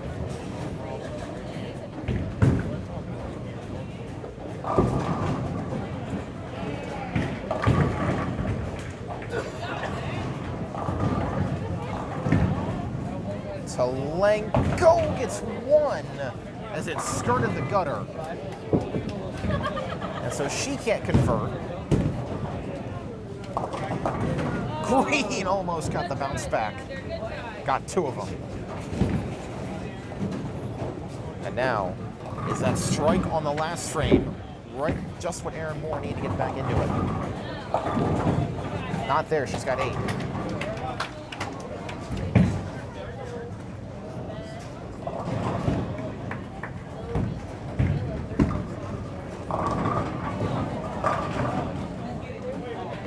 Barnes rolls 6.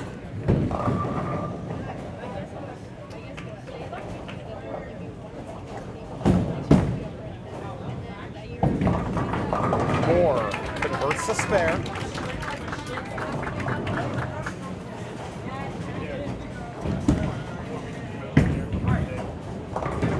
And Barnes does as well. Nice job. Climbing the ladder there by Mitchell Barnes with those Kasey. 4 pins all in a row there. Wenzel for the strike, his 3rd. Kasey, that's the first strike we've seen in a while for E-Town. Yeah, getting right back into it. All right, Logan Moyer going for 5 in a row.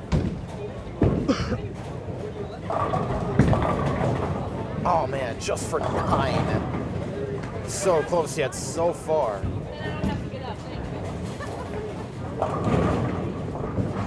Talenko with 9 as well. And just putting his arms down to the pin like, come on, man. Yeah. Just fall for me, won't you? Moyer converts.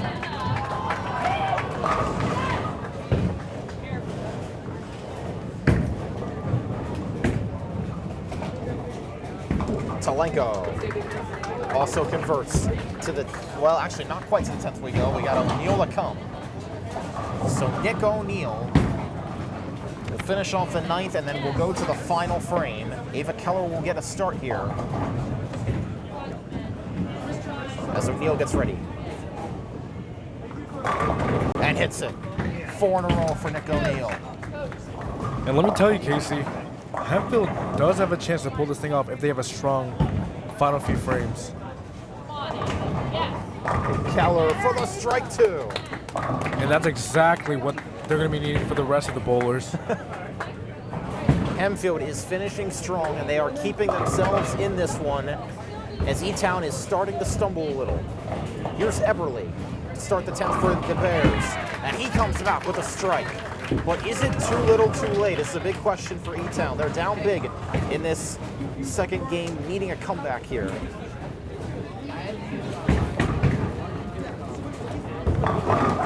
She got it again. That's 2 in a row for Ava Keller. Woo, Kasey. Things are heating up here. No doubt.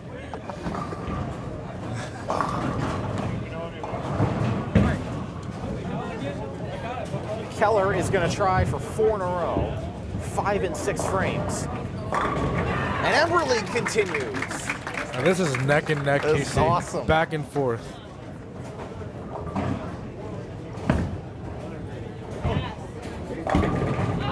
Oh, man. So close, Kasey. I think she feels cheated out of that one. That was close.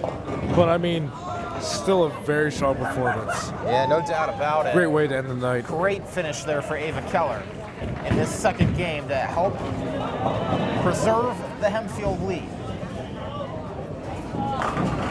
And Emberly, same result. He rolls 9 on his third. Now it's Xander Green. Hempfield still needs to close out.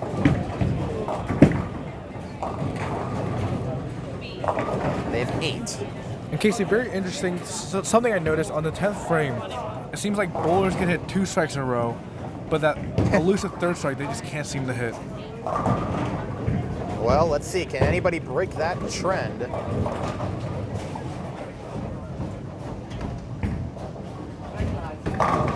Talenko for the strike.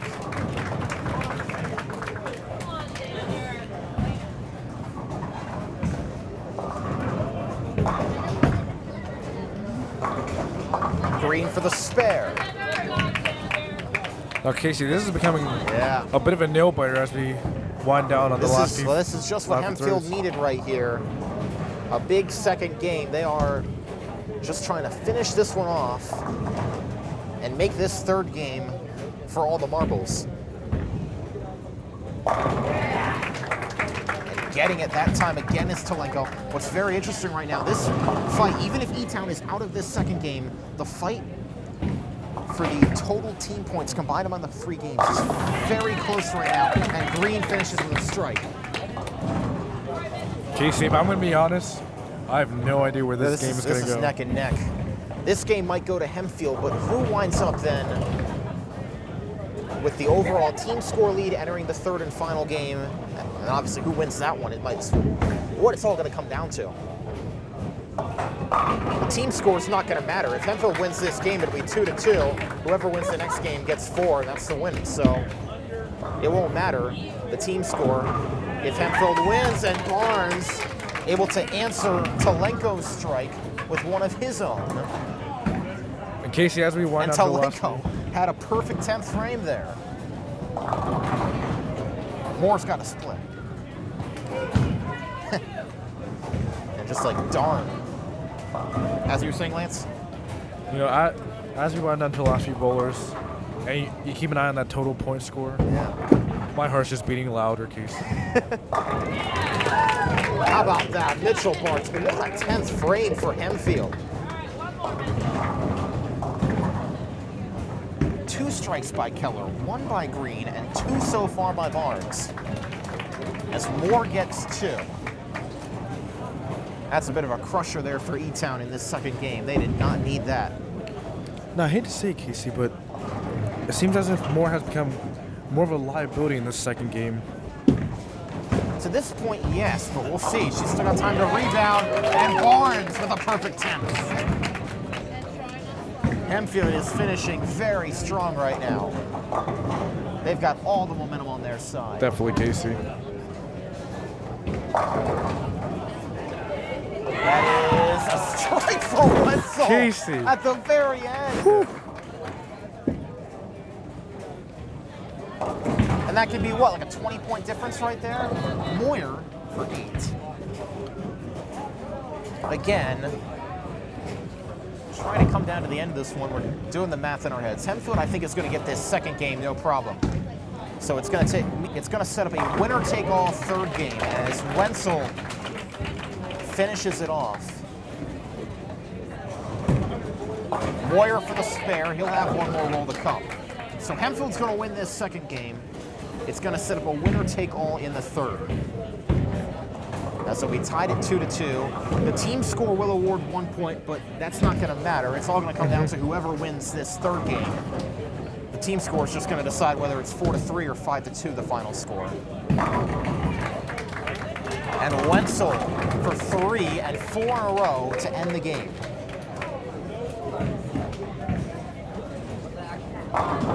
Moyer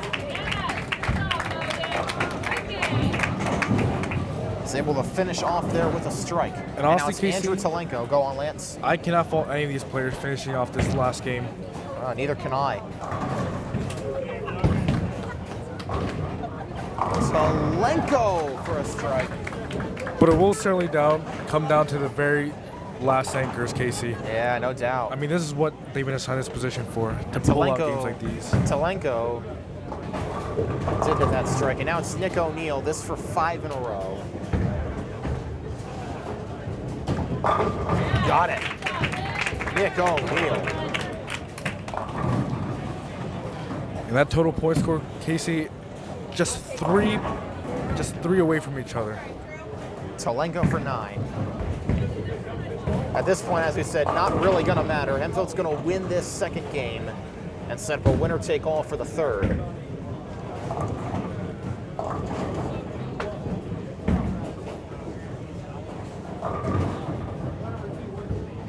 Hempfield crests over 1,000 points now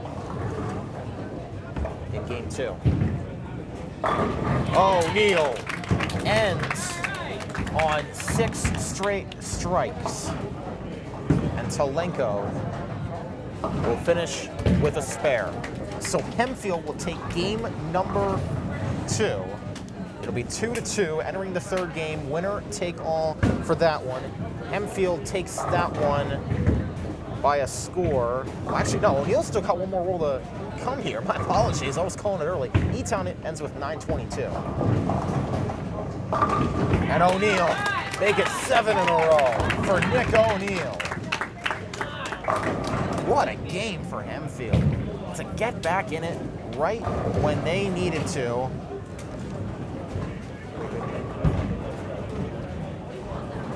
And it's going to be 10:30 to 9:22. The final score, Hempfield over E-Town in game 2. To the third we go.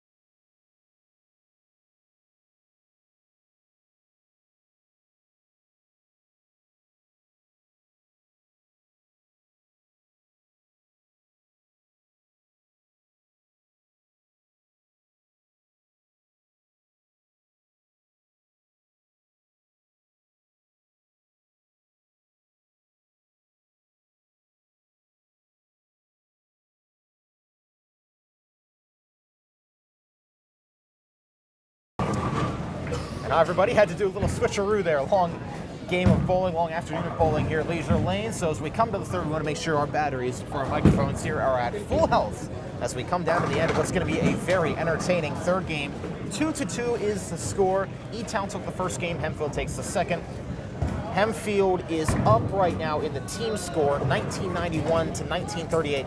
But that's going to be irrelevant as we come down to the end because whoever wins this third game is going to win the match. So we shall see who that's going to be. And we're going to see Caleb Mertz come back in for Hempfield in Xander Green's place. The same lineup will remain for Elizabethtown. The Bears got out to a 10-16 to 9-61 victory over Hempfield in the first game. Hempfield answered with a 10-30 to 9-22 win in game number 2, putting them where we sit right now as far as the total scores go. And Lance, we come down to the end now of this one. What are you expecting for this third game? Well, Kasey, I expect both teams to just pull out all the stops. I expect this last game to just be a complete shootout between both teams. You know, as you said, it's winner takes all. And I must give Hempfield a lot of credit. I did not expect them to, pull out such a strong second game as they did. But they did prove me wrong, and now they're leading, actually, in the overall score. Give the Knights credit. 5th of 5 in Section 1 as far as regular season standings go. E-Town is at the top of the rung in Section 2. And Hempfield is holding their own in this final game of the regular season. We're about ready to start it here. 10 frames until we determine a winner tonight from Elizabethtown. Or from, what am I saying? From Leisure Lanes here. Close to Elizabethtown, in between Elizabethtown and Hempfield, both these schools coming here. This is Hempfield's home bowling alley, if you want to call it that. Actually, home bowling alley for a lot of schools around the LL League here.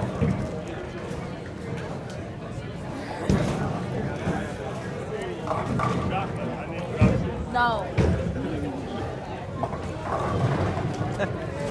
HSD TV7's Ava Keller giving us a fruit snack for good luck here at the very end.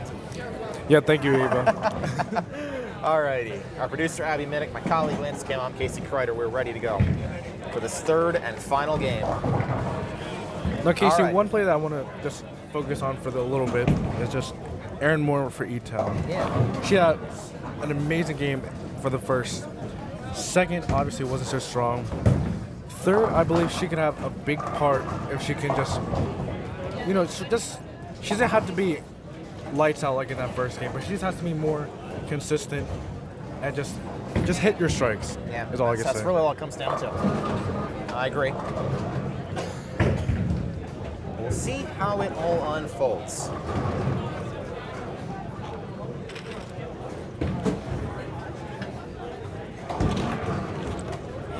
This is the first of 2 events of another HSD TV7 doubleheader here.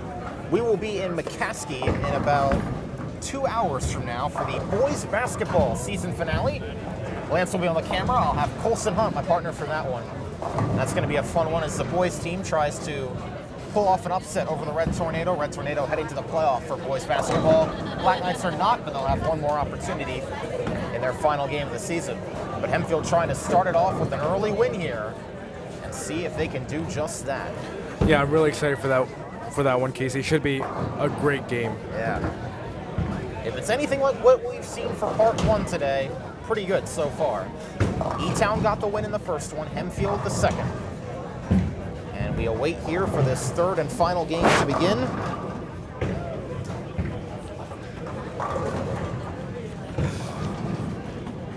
Lance, I'm curious, who's going to be the key here for Hempfield in this final game? Ooh, that's tough, Kasey. Well, that's the thing. I don't think it's just one person. Yeah, definitely. I believe this is a team effort. But if I were to single out one person, it would obviously be Nick O'Neill. He's the strong force. He's the anchor. His consistency will overall just be, as his title implies, the anchor that will lead this Hempfield team to victory. Someone that's not so obvious, I would say, is Ava Keller, who in the first game she had a very solid start, and in the second game she started to pick up. So if she could just continue on her form, she could be a big force to be reckoned with in this game, Kasey. Yeah, I agree. I agree with you wholeheartedly. Keep an eye also, I think, on Logan Moyer. He's going to have a big impact. And also Mitchell Barnes. Didn't have a great second game, was great in the first game. I think he can come back and really start to make an effort here. Here we go. It's Ava Keller to start with 9.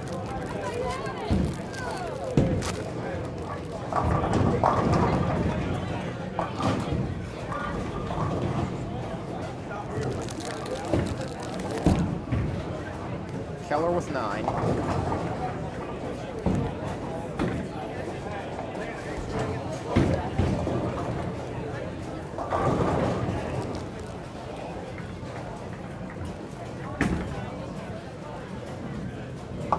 And finishes to convert the spare.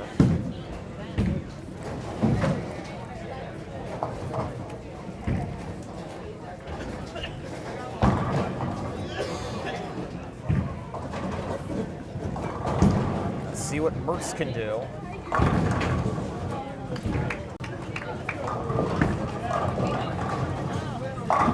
Mertz for the strike to come back. Little change for E-Town here. First roller is Gabe, and then Logan Ginder, the second roller. Yeah, very interesting, Kasey. It seems that E-Town changed it up. Yeah. It seems they take out Aaron Moore, who... Aaron Moore and Zach Wenzel no longer in there. Mitchell Barnes for 9. Ginder for 2.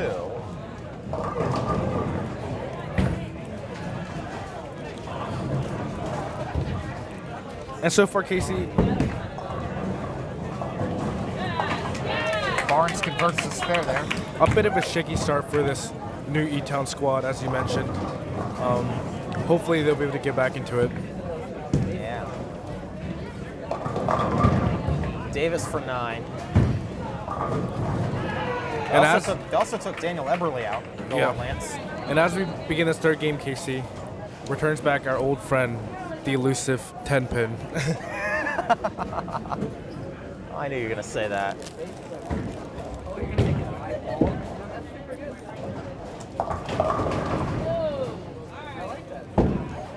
Logan Moyer for 8.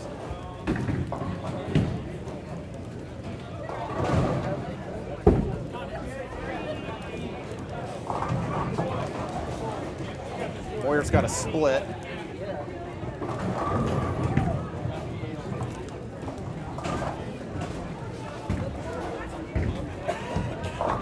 And he gets one of the 2 pins on the other end.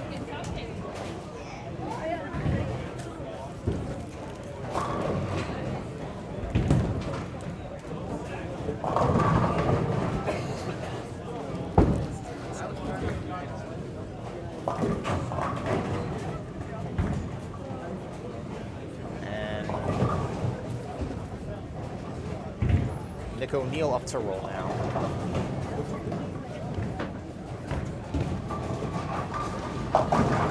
And he rolls 9.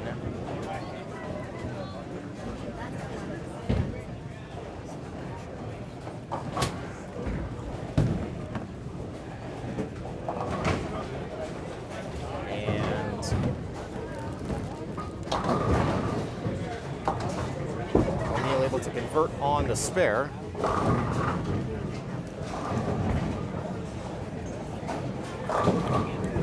And so far, very solid start for Hempfield. Yeah, I agree.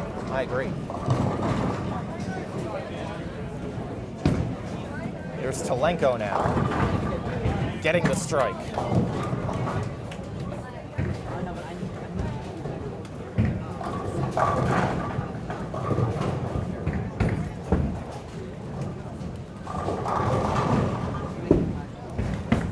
For E-Town now. Gabe for the strike. He got it. Coming in there.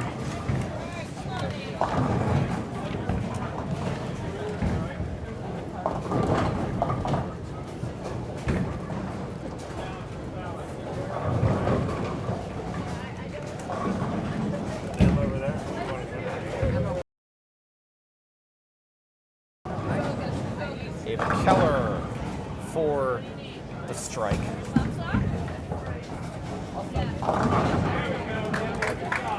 And Ginder for the strike as well there for E-Town. So pretty even start here. Definitely, Kasey. Something interesting is, it's a third game. It's a winner takes all. Even after things such as strikes, the players come back all business. Yeah, no doubt.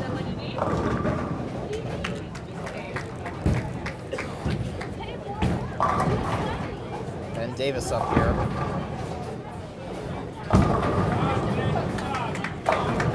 Okay, so it took us a little while here, but we've gotten to the bottom of E-Town's lineup. They made wholesale changes to their lineup here for this third and final match. First bowler is Gabe Barrier The second is Logan Ginder.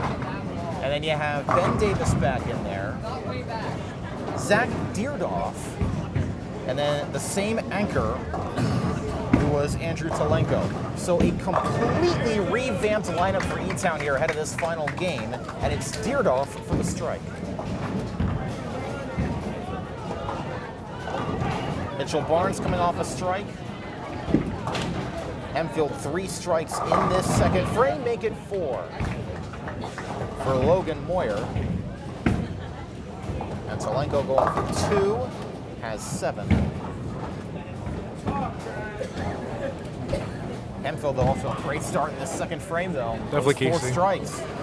But E-Town also neck and neck, the last 4 being strikes. Yeah, Keller, Mertz, Barnes, and Moyer. And now Nick O'Neill to come.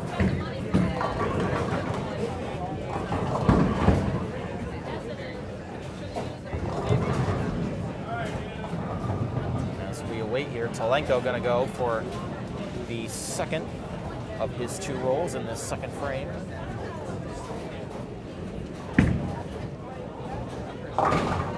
Gets it. Nice finish.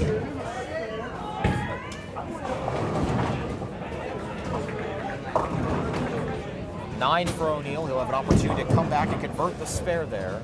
And Ava Keller will get started on the 3rd frame.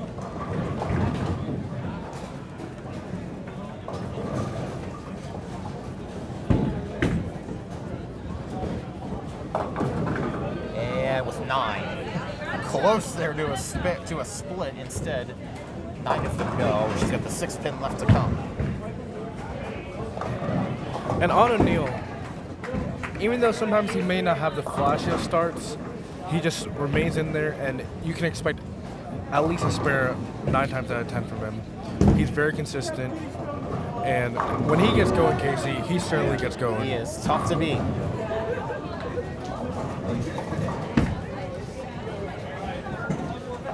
Keller completes the spare and is happy to do so.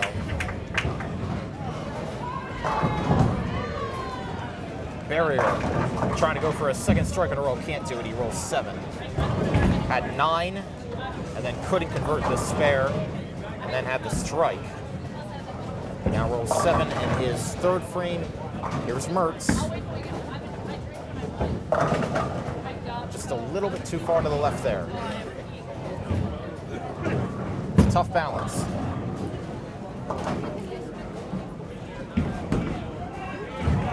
Oh. And Barrier off the mark, big time. Just a bad gutter there, Kasey. Yeah, you hear the coach saying, Gabe, what are you doing? But they'll try to bounce back from that one. Mertz able to convert on the spare. And what's interesting is, this Hempfield lineup has been pretty much consistent throughout this entire time. Obviously, that 2 spot has switched around a little bit, but overall, they've remained with the same core. Yeah. This E-Town lineup just completely changed in this 3rd match. Yeah. It was funny. It was the exact same through 2, and then they just completely switched it up at the 3rd one. Ginder rolled 8, Barnes rolls a strike.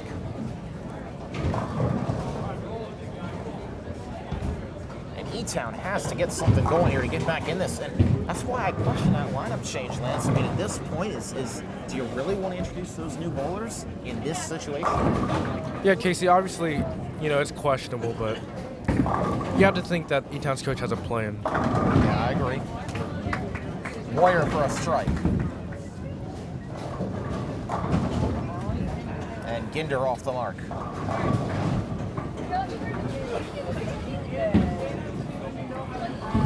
But some of these, new faces that we have in the varsity lineup, Kasey, just haven't been able to quite find their mark yet. Yeah, not quite at this point, at least.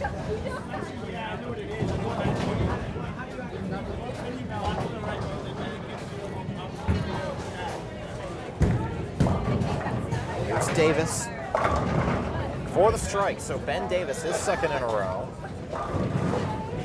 But E-Town finds themselves way behind here. As O'Neill rolls 8, but even with that, Lance, Hempfield is out in front right now.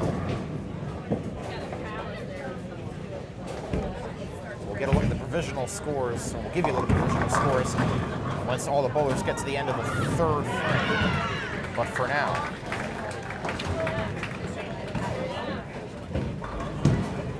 fascinating to see how this comes together as Deerdorf gets the strike.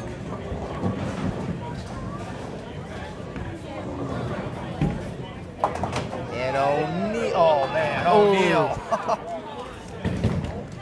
Man, everybody thought that one was going down, and it just So wouldn't close, go. Kasey. Just a single blow could knock that pin over, Kasey. Oh man, go down there and put a little breeze on it. Just the sheer circulation of air maybe was the difference in that one inside the entirety of this Leisure Lanes bowling alley. So Hempfield at the end of 3 provisionally with 242. Talenko needs to try and get a strike here and does to keep E-Town alive right now. But it's Hempfield off to the blinding start. And Kasey, even though E-Town has gone through some radical changes in the third game, Talenko has been that steady rock. Yeah. Well, he's been the only steady rock at this point. He's the only one that stayed in there after that second game. Ava Keller will roll from lane 11 and have a split. Well, she picked up one split like this earlier. Let's see if she can do another one. Meanwhile, Barrier. Gabe Barrier to start the 4th. With 9.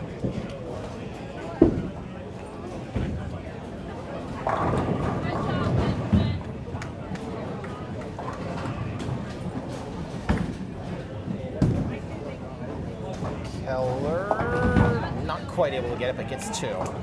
So cuts her losses there, gets 9.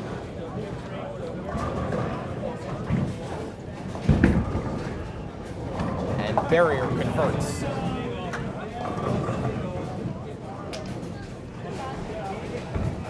So good lead off there, both sides, but not quite what they were maybe hoping for. As Mertz with 6.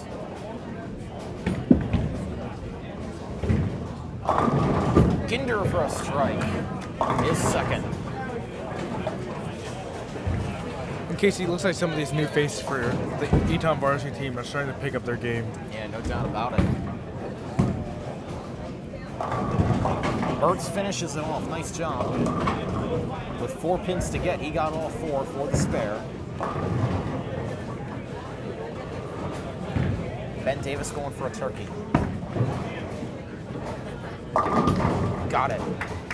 So Davis, who we saw get subbed out there in that second game, end of the first, beginning of the second, or all the second game. And Barnes has a nasty split to come now. That's about as bad as it gets for Hempfield there, Lance. Yeah. 6-10. And then 4-7. He got a chance though. Deerdorf going for the turkey, can't get it. He's got 8.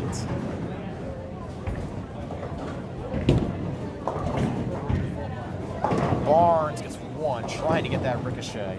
That's a tough spot to be in right there. Yeah, definitely, Kasey. Not much you can do about that. You know, I just want to highlight one of the great things about Hempfield just today is that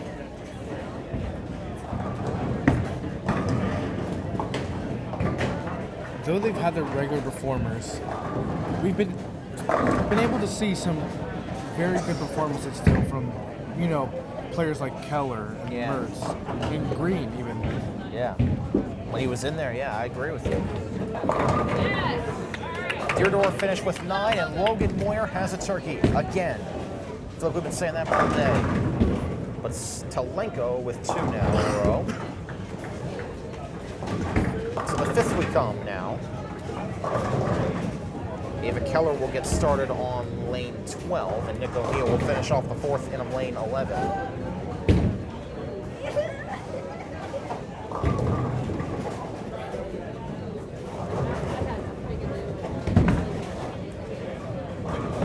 Keller hits the front just a little bit too head on. Left with the 4-pin.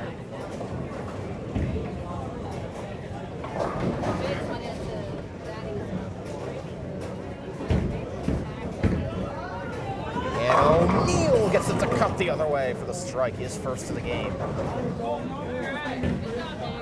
Nice job. All right. In case usually when O'Neal starts hitting his strikes, look out. Yeah. We saw at the end of that last game.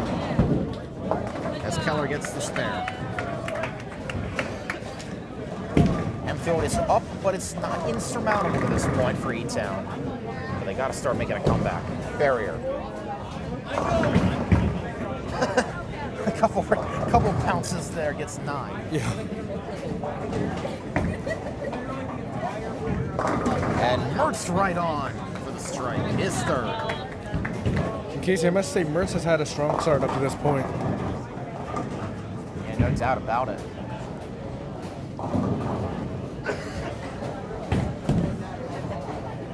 Barrier will convert the spare once again. Second frame in a row, he's done that. Here's Barnes for 9. Not the nasty split he had the last time up, but still not quite what he was hoping for. Ginder for 9.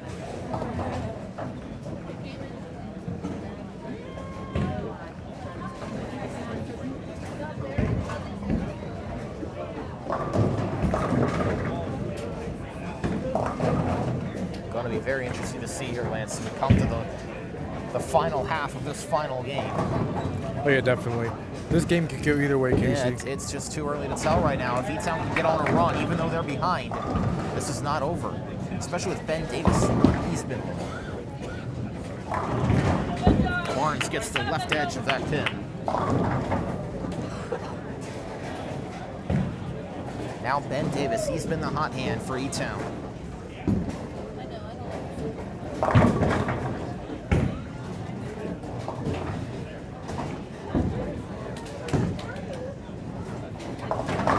And he keeps it going, 4 in a row for Ben Davis.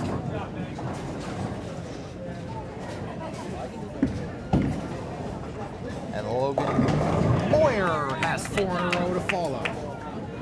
So these 4-spot pullers, Moyer, or actually Davis is a 3, my apologies, but still, Davis and Moyer have been going blow for blow right now. Deerdorf for 9. He's cooled down a little bit after 2 strikes in the second and third.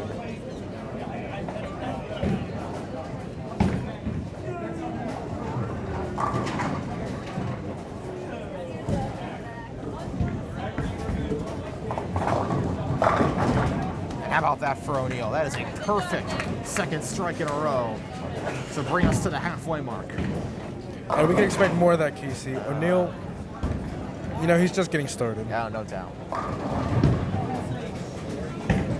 Deerdorf gets the gutter there to keep it at 9. Just not enough spin or curve on that ball, Kasey. Agreed.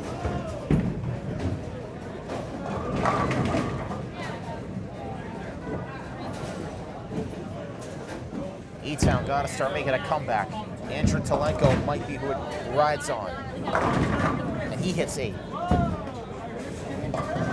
Not been the 5th frame that E-Town needed to really keep applying the pressure here on Hempfield. Yeah, definitely, Kasey. And I mean, obviously Ben Davis has still been producing. So far, he looks to be the key player for E-Town. Yeah. But, I mean, Talenko has the potential to just heat up as this game wears on. No doubt about it. He's able to convert the spare. Very, very close. 424 to 408 provisionally. Hempfield over E-Town as we start the 6th frame. Gabe Barrier first up to roll.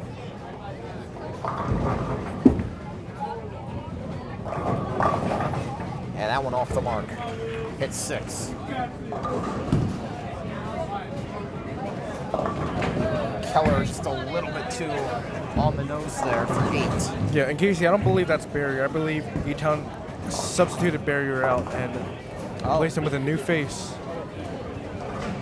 So, interesting to see how this pans out.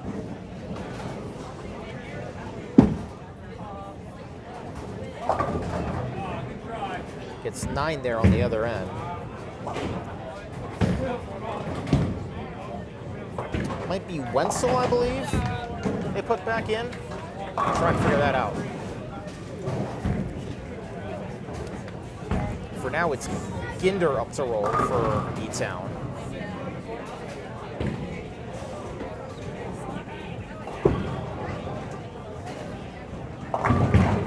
Mertz for 8. Or no, wait, I'm sorry. I'm looking at the JV. I'm sorry. It's a bit confused there, Kasey. Ben Keller just had a nice roll of 8 there. Ginter for 9. And now there's 9 for Mertz. A lot of bowling going on right now. Yeah. In lanes, 4 through 12, I want to say. Something like that among all the matches going on right now.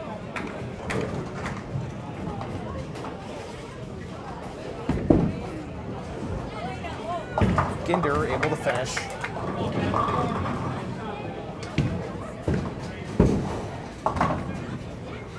That's Mertz.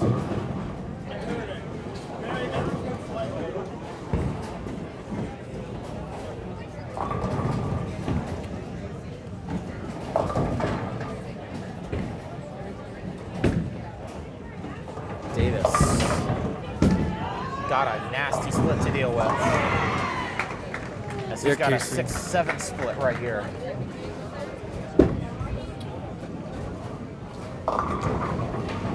Barnes on the roll for Hempfield. He hit 6. This one coming down to a slugfest here in the 3rd game. Definitely Kasey, and neither team wants to give up this game. Oh yeah, no doubt.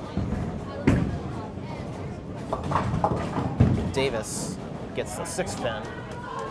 Did not get to bounce to the 7.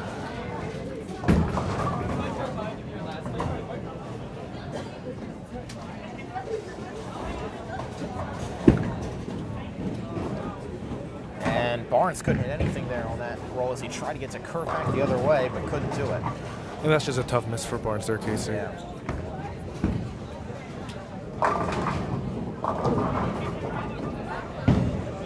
Coming down to the end of this one. 7 for E-Town there.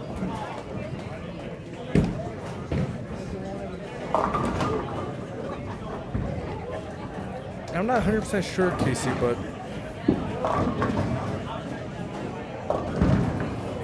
That's another split for Boyer. Go on, Lance.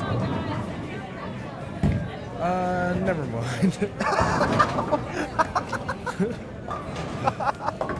Well, now I'm intrigued. What I was planning on pointing out was if that last E-Town player was a new face, but I was trying to figure that out too. yeah, I mean, E-Town's just changing the lineup left and right out here. That is for Zach Deerdoff that he's bowling for right now. E-Town trying to pull out all the stops they can to try and pull this one out. But Talenko is the one that has stayed strong. We talked about how E-Town has so many bowlers here. I think they're going to the crop right now, trying to find whatever they can. They're definitely to pull out utilizing this a lot win. of them. For Hempfield, they have stayed content with the 5 they've got. It's O'Neill. For 7. Not a great 6th frame for Hempfield.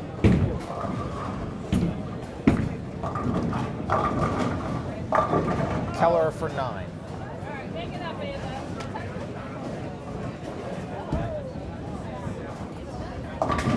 And O'Neill converts on the spare. To the 7th we go. This is close right now. This is very close between Hempfield and E-Town. Yeah, Kasey, and Knights with the slight edge. And Keller in the gutter. there seems to be no overall just winners so far within this game. Yeah, it's interesting. I think as this game is going on, I mean, you can blame it on fatigue, you can blame it on whatever you want. The rolls just haven't looked quite as sharp. as they were in the first few games. Yeah, definitely. So now it's just a matter of who can finish strongest.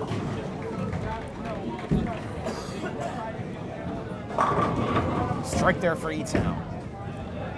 What can Mertz do to answer? He will answer with a strike in the 7th.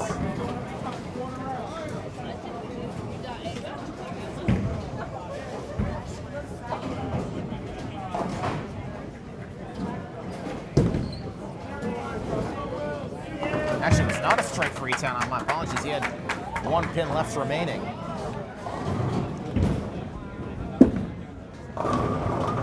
Bars for the strike as well. And Hempfield's starting to pull away just a little bit here. And something that we have to keep in mind, Kasey, is that, most of these players are now in their 3rd game. Fatigue has to be setting in, but... Yeah, no doubt. Gainer for 8. With a game on the line like this, that can go to anybody. You need to expect some top performances. No doubt about it. Logan Moyer is going for his 5th strike. Gets 9.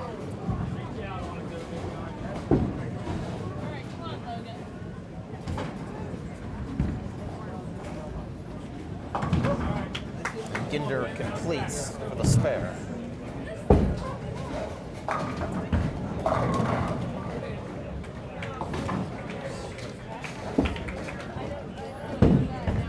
So too does Moyer. As we come to the end of the 7th, it's Nick O'Neill leading a fast-paced 7th frame for the Knights. And at this point, Kasey, Hempfield is leading both in this game and the overall score. Yeah. But as we've seen in many of the other games, it's these last few frames that are the most crucial, especially that, coveted 10th frame where you can earn up to 60 points for your team. Hempfield is up right now, but they're also a little bit ahead of E-Town as far as the rolling goes, as Davis connects on a strike.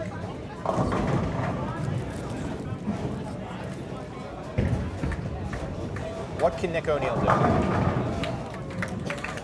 That's what Nick O'Neill can do. I was going to say, he's got a strike. I tell you, when you need someone to clutch it out, Nick O'Neill can be that guy.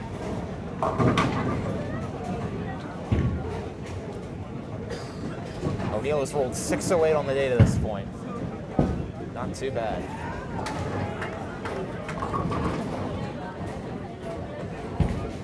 E-Town a first roll of 9. They got 1 more pin to come. Looks like the 9 pin over there, 9 or 10 pin over there. And they get it.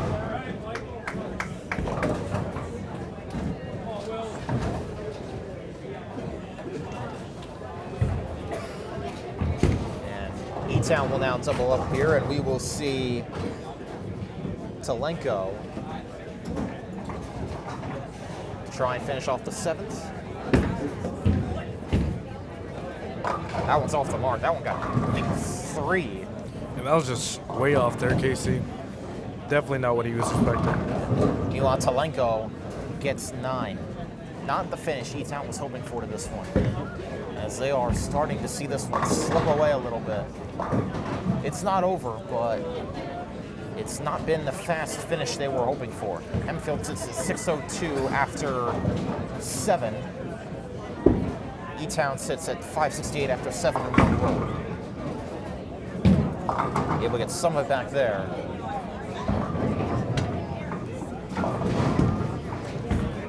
For a final roll of 8.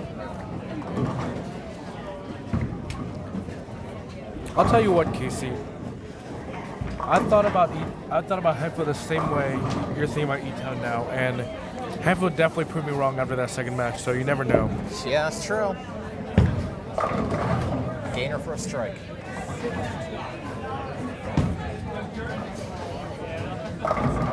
Keller for a strike.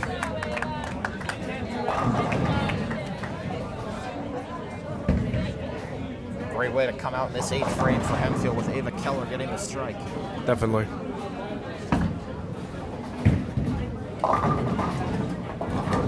Eight there for Davis.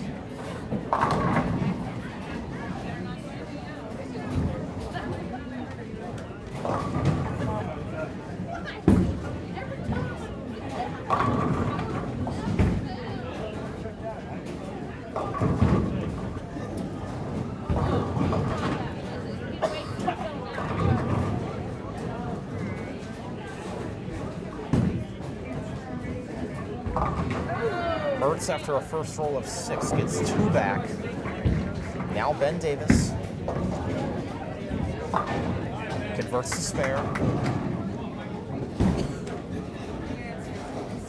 And Kasey, after both Moyer and Ben Davis went on their huge streaks from frames 2 to around 6, They've slowed down a little. yeah, both teams have slowed down a bit, and really no player has just completely grasped this game. And yeah, it'll be interesting to see. Yeah. That's 7 for E-Town. Mitchell Barnes hits 2 in a row.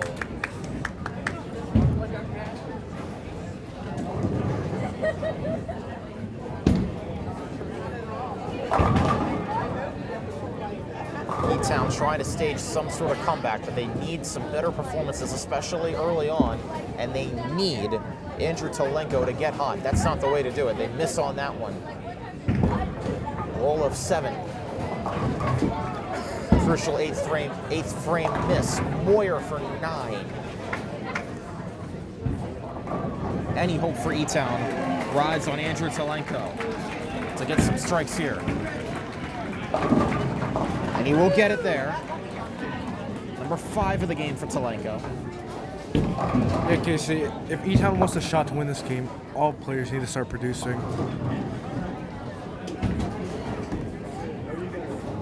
Moyer converts.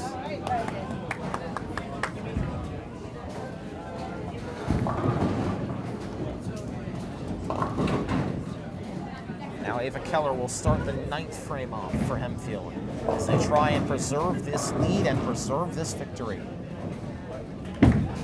It's a slim lead, but it's a lead. And Keller keeps it going. 2 in a row.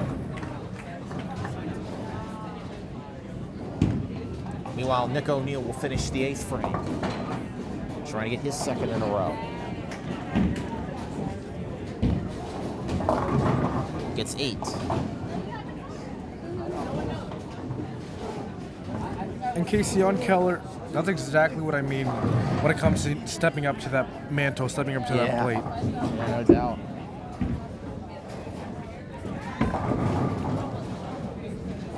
Mertz for the strike.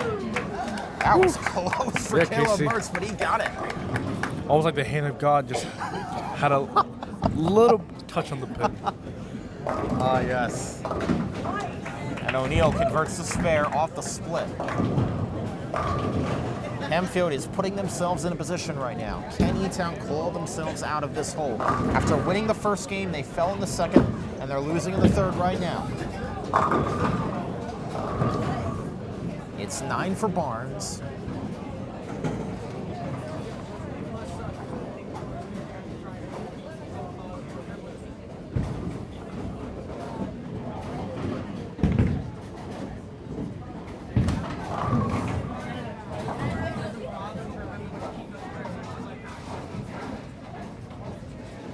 Now we await as E-Town will get to roll.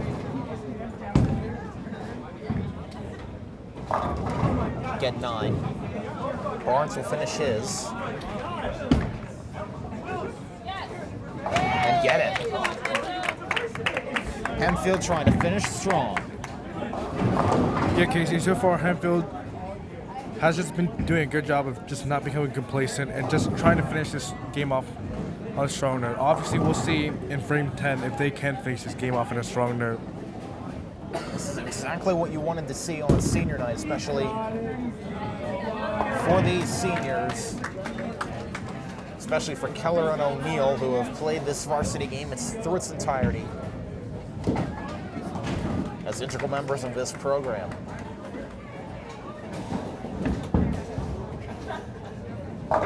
Moyer for 9.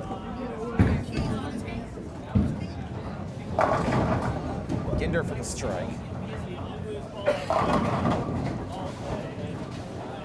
Lance coming down to the end here. What's the key for Hempfield to hang on? You know, Hempfield last game just had a great finish. Every single one of their bowlers just finished strong, and they just need to continue that into this game to ensure they win. There's Moyer getting it. Hempfield has had either a strike or a spare now their last 7 frames as far as bowlers go. Davis hits a strike. And Kasey, to speak on what E-Town can do to somehow pull off this game, you know, just do your best. Yeah. Do what you can do, and hopefully you get a few lucky breaks from Hempfield. Gotta have a big 10th frame though to have any opportunity. Definitely. Provisionally, Hempfield is up 765 to 699. O'Neill hits 8.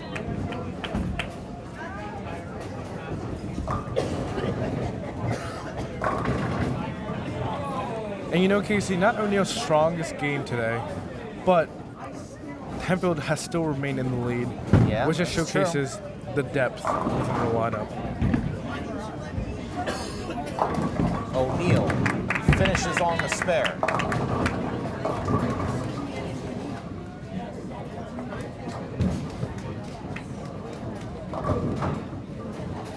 And to the 10th we go. E-Town will get started. As they still have 2 more bowlers. Converting to spare there. And then Talenko will finish.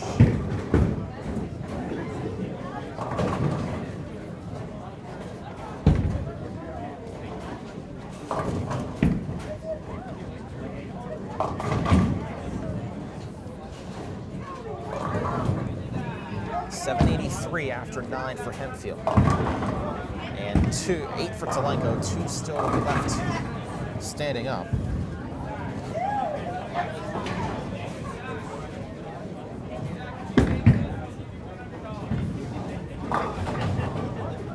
Not a good first roll for E-Town.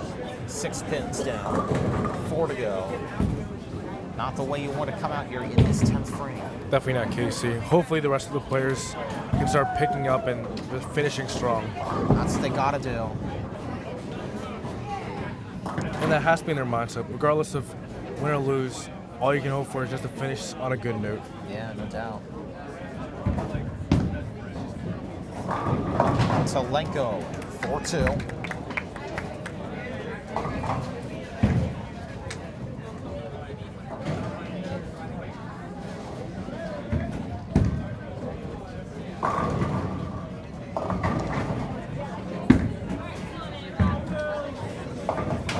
Getting 2 there is E-Town. Now Hempfield, Ava Keller for her final roll, final frame on this senior night.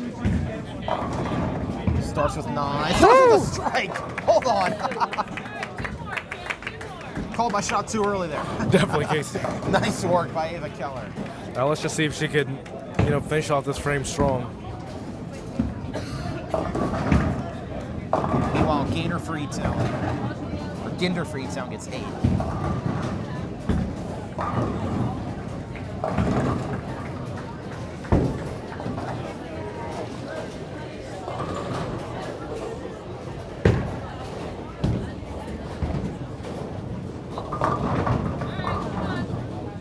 Keller for 7.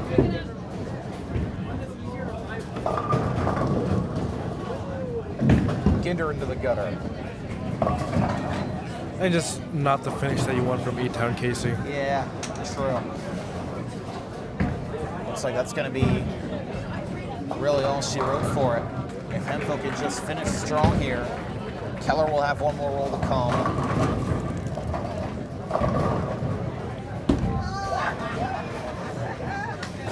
And convert the spare.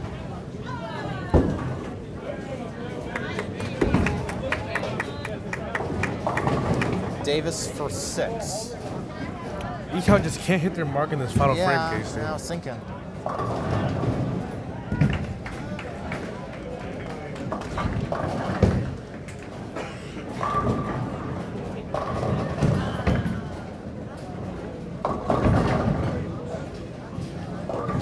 Ertz has 6.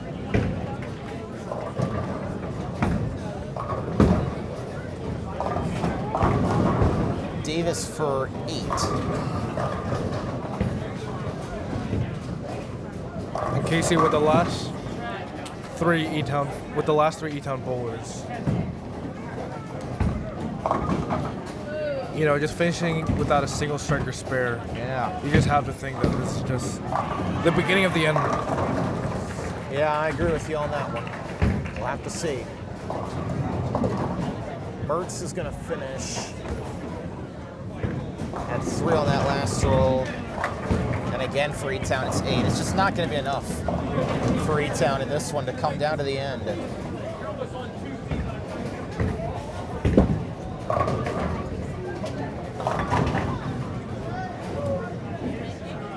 Meanwhile, for Barnes, he had 7 his first time up. Hempfield is on their way to what looks like it'll be a 5-2 victory here if they win the team score, which it looks like they'll be in position to do that as well. E-Town finishes off with a spare, 1 more roll to come.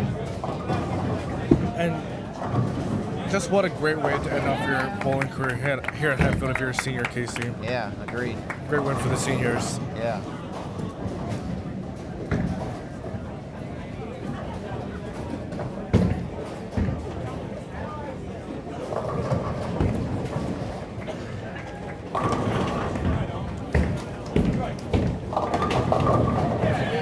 There's a strike for E-Town to finish it off.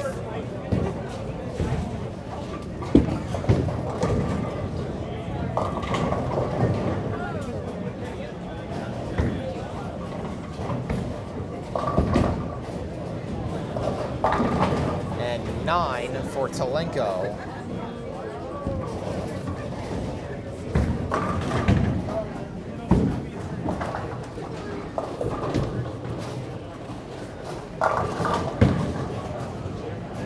Barnes finished with a spare on 7, then 8. Now here is Moyer for a strike.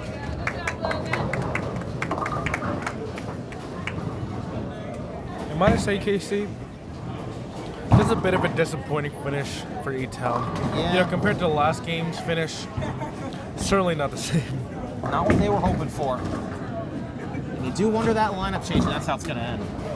That is a crushing end for E-Town. Talenko not able to convert the spare, and that's the end of the game for E-Town. It's going to be a loss.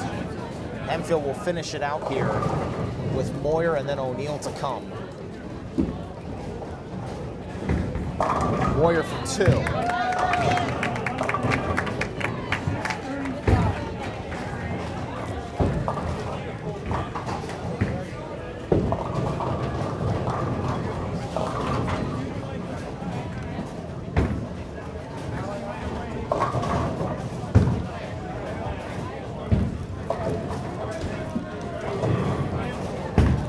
Have 1 more strike to come for Logan Moyer.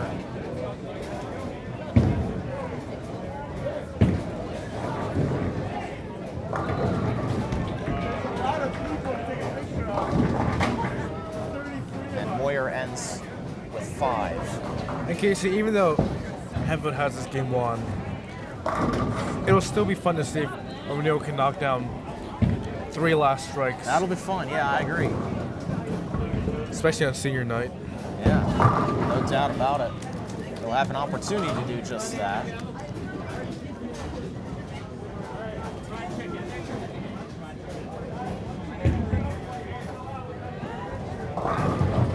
O'Neill, the first one, has 9. And we're back here at Leisure Lanes. We apologize. We had some technical difficulties there at the very end there. We do want to recap. The game did finish there. As we mentioned, Hempfield had been up, so they did obviously wind up winning. Nick O'Neill finished with 9 on his first roll, had a spare that he picked up, and then did finish with a strike. Again, we apologize for those technical difficulties as we were coming to the end there. But Hempfield does grab the victory in that game, 937 to 826, and they grab a 5-2 overall win as they finish with 29-28, and E-Town finishes with 27-67. Lance, final thoughts on what we saw in this one? Well, Kasey, overall in the first game, we saw a very strong start from E-Town. You know, it looked like they had Hempfield up against the ropes, but credit to Hempfield in that second game. Hempfield came out swinging. They managed to pull back not only the second game, but also the lead to the overall score. And in this third game, we just saw that the Hempfield team just wanted it more than Eatown.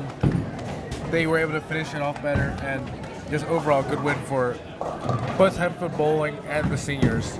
And no doubt about there, you see the score for the final game as it all came down to an end. Fun day of bowling here from Leisure Lanes. Again, we apologize for those technical difficulties at the end, but thankfully by then the win had already been assured for Hempfield as they finish it off. Great run there in the second and third game. And for our producer, Abby Minnick, colleague Lance Kim, I'm Kasey Kreider saying so long. You've been watching Hempfield Bowling on HSD TV7, where tonight the Black Knights are victorious over Eatown, 5-2 final score. Hempfield wins on senior night.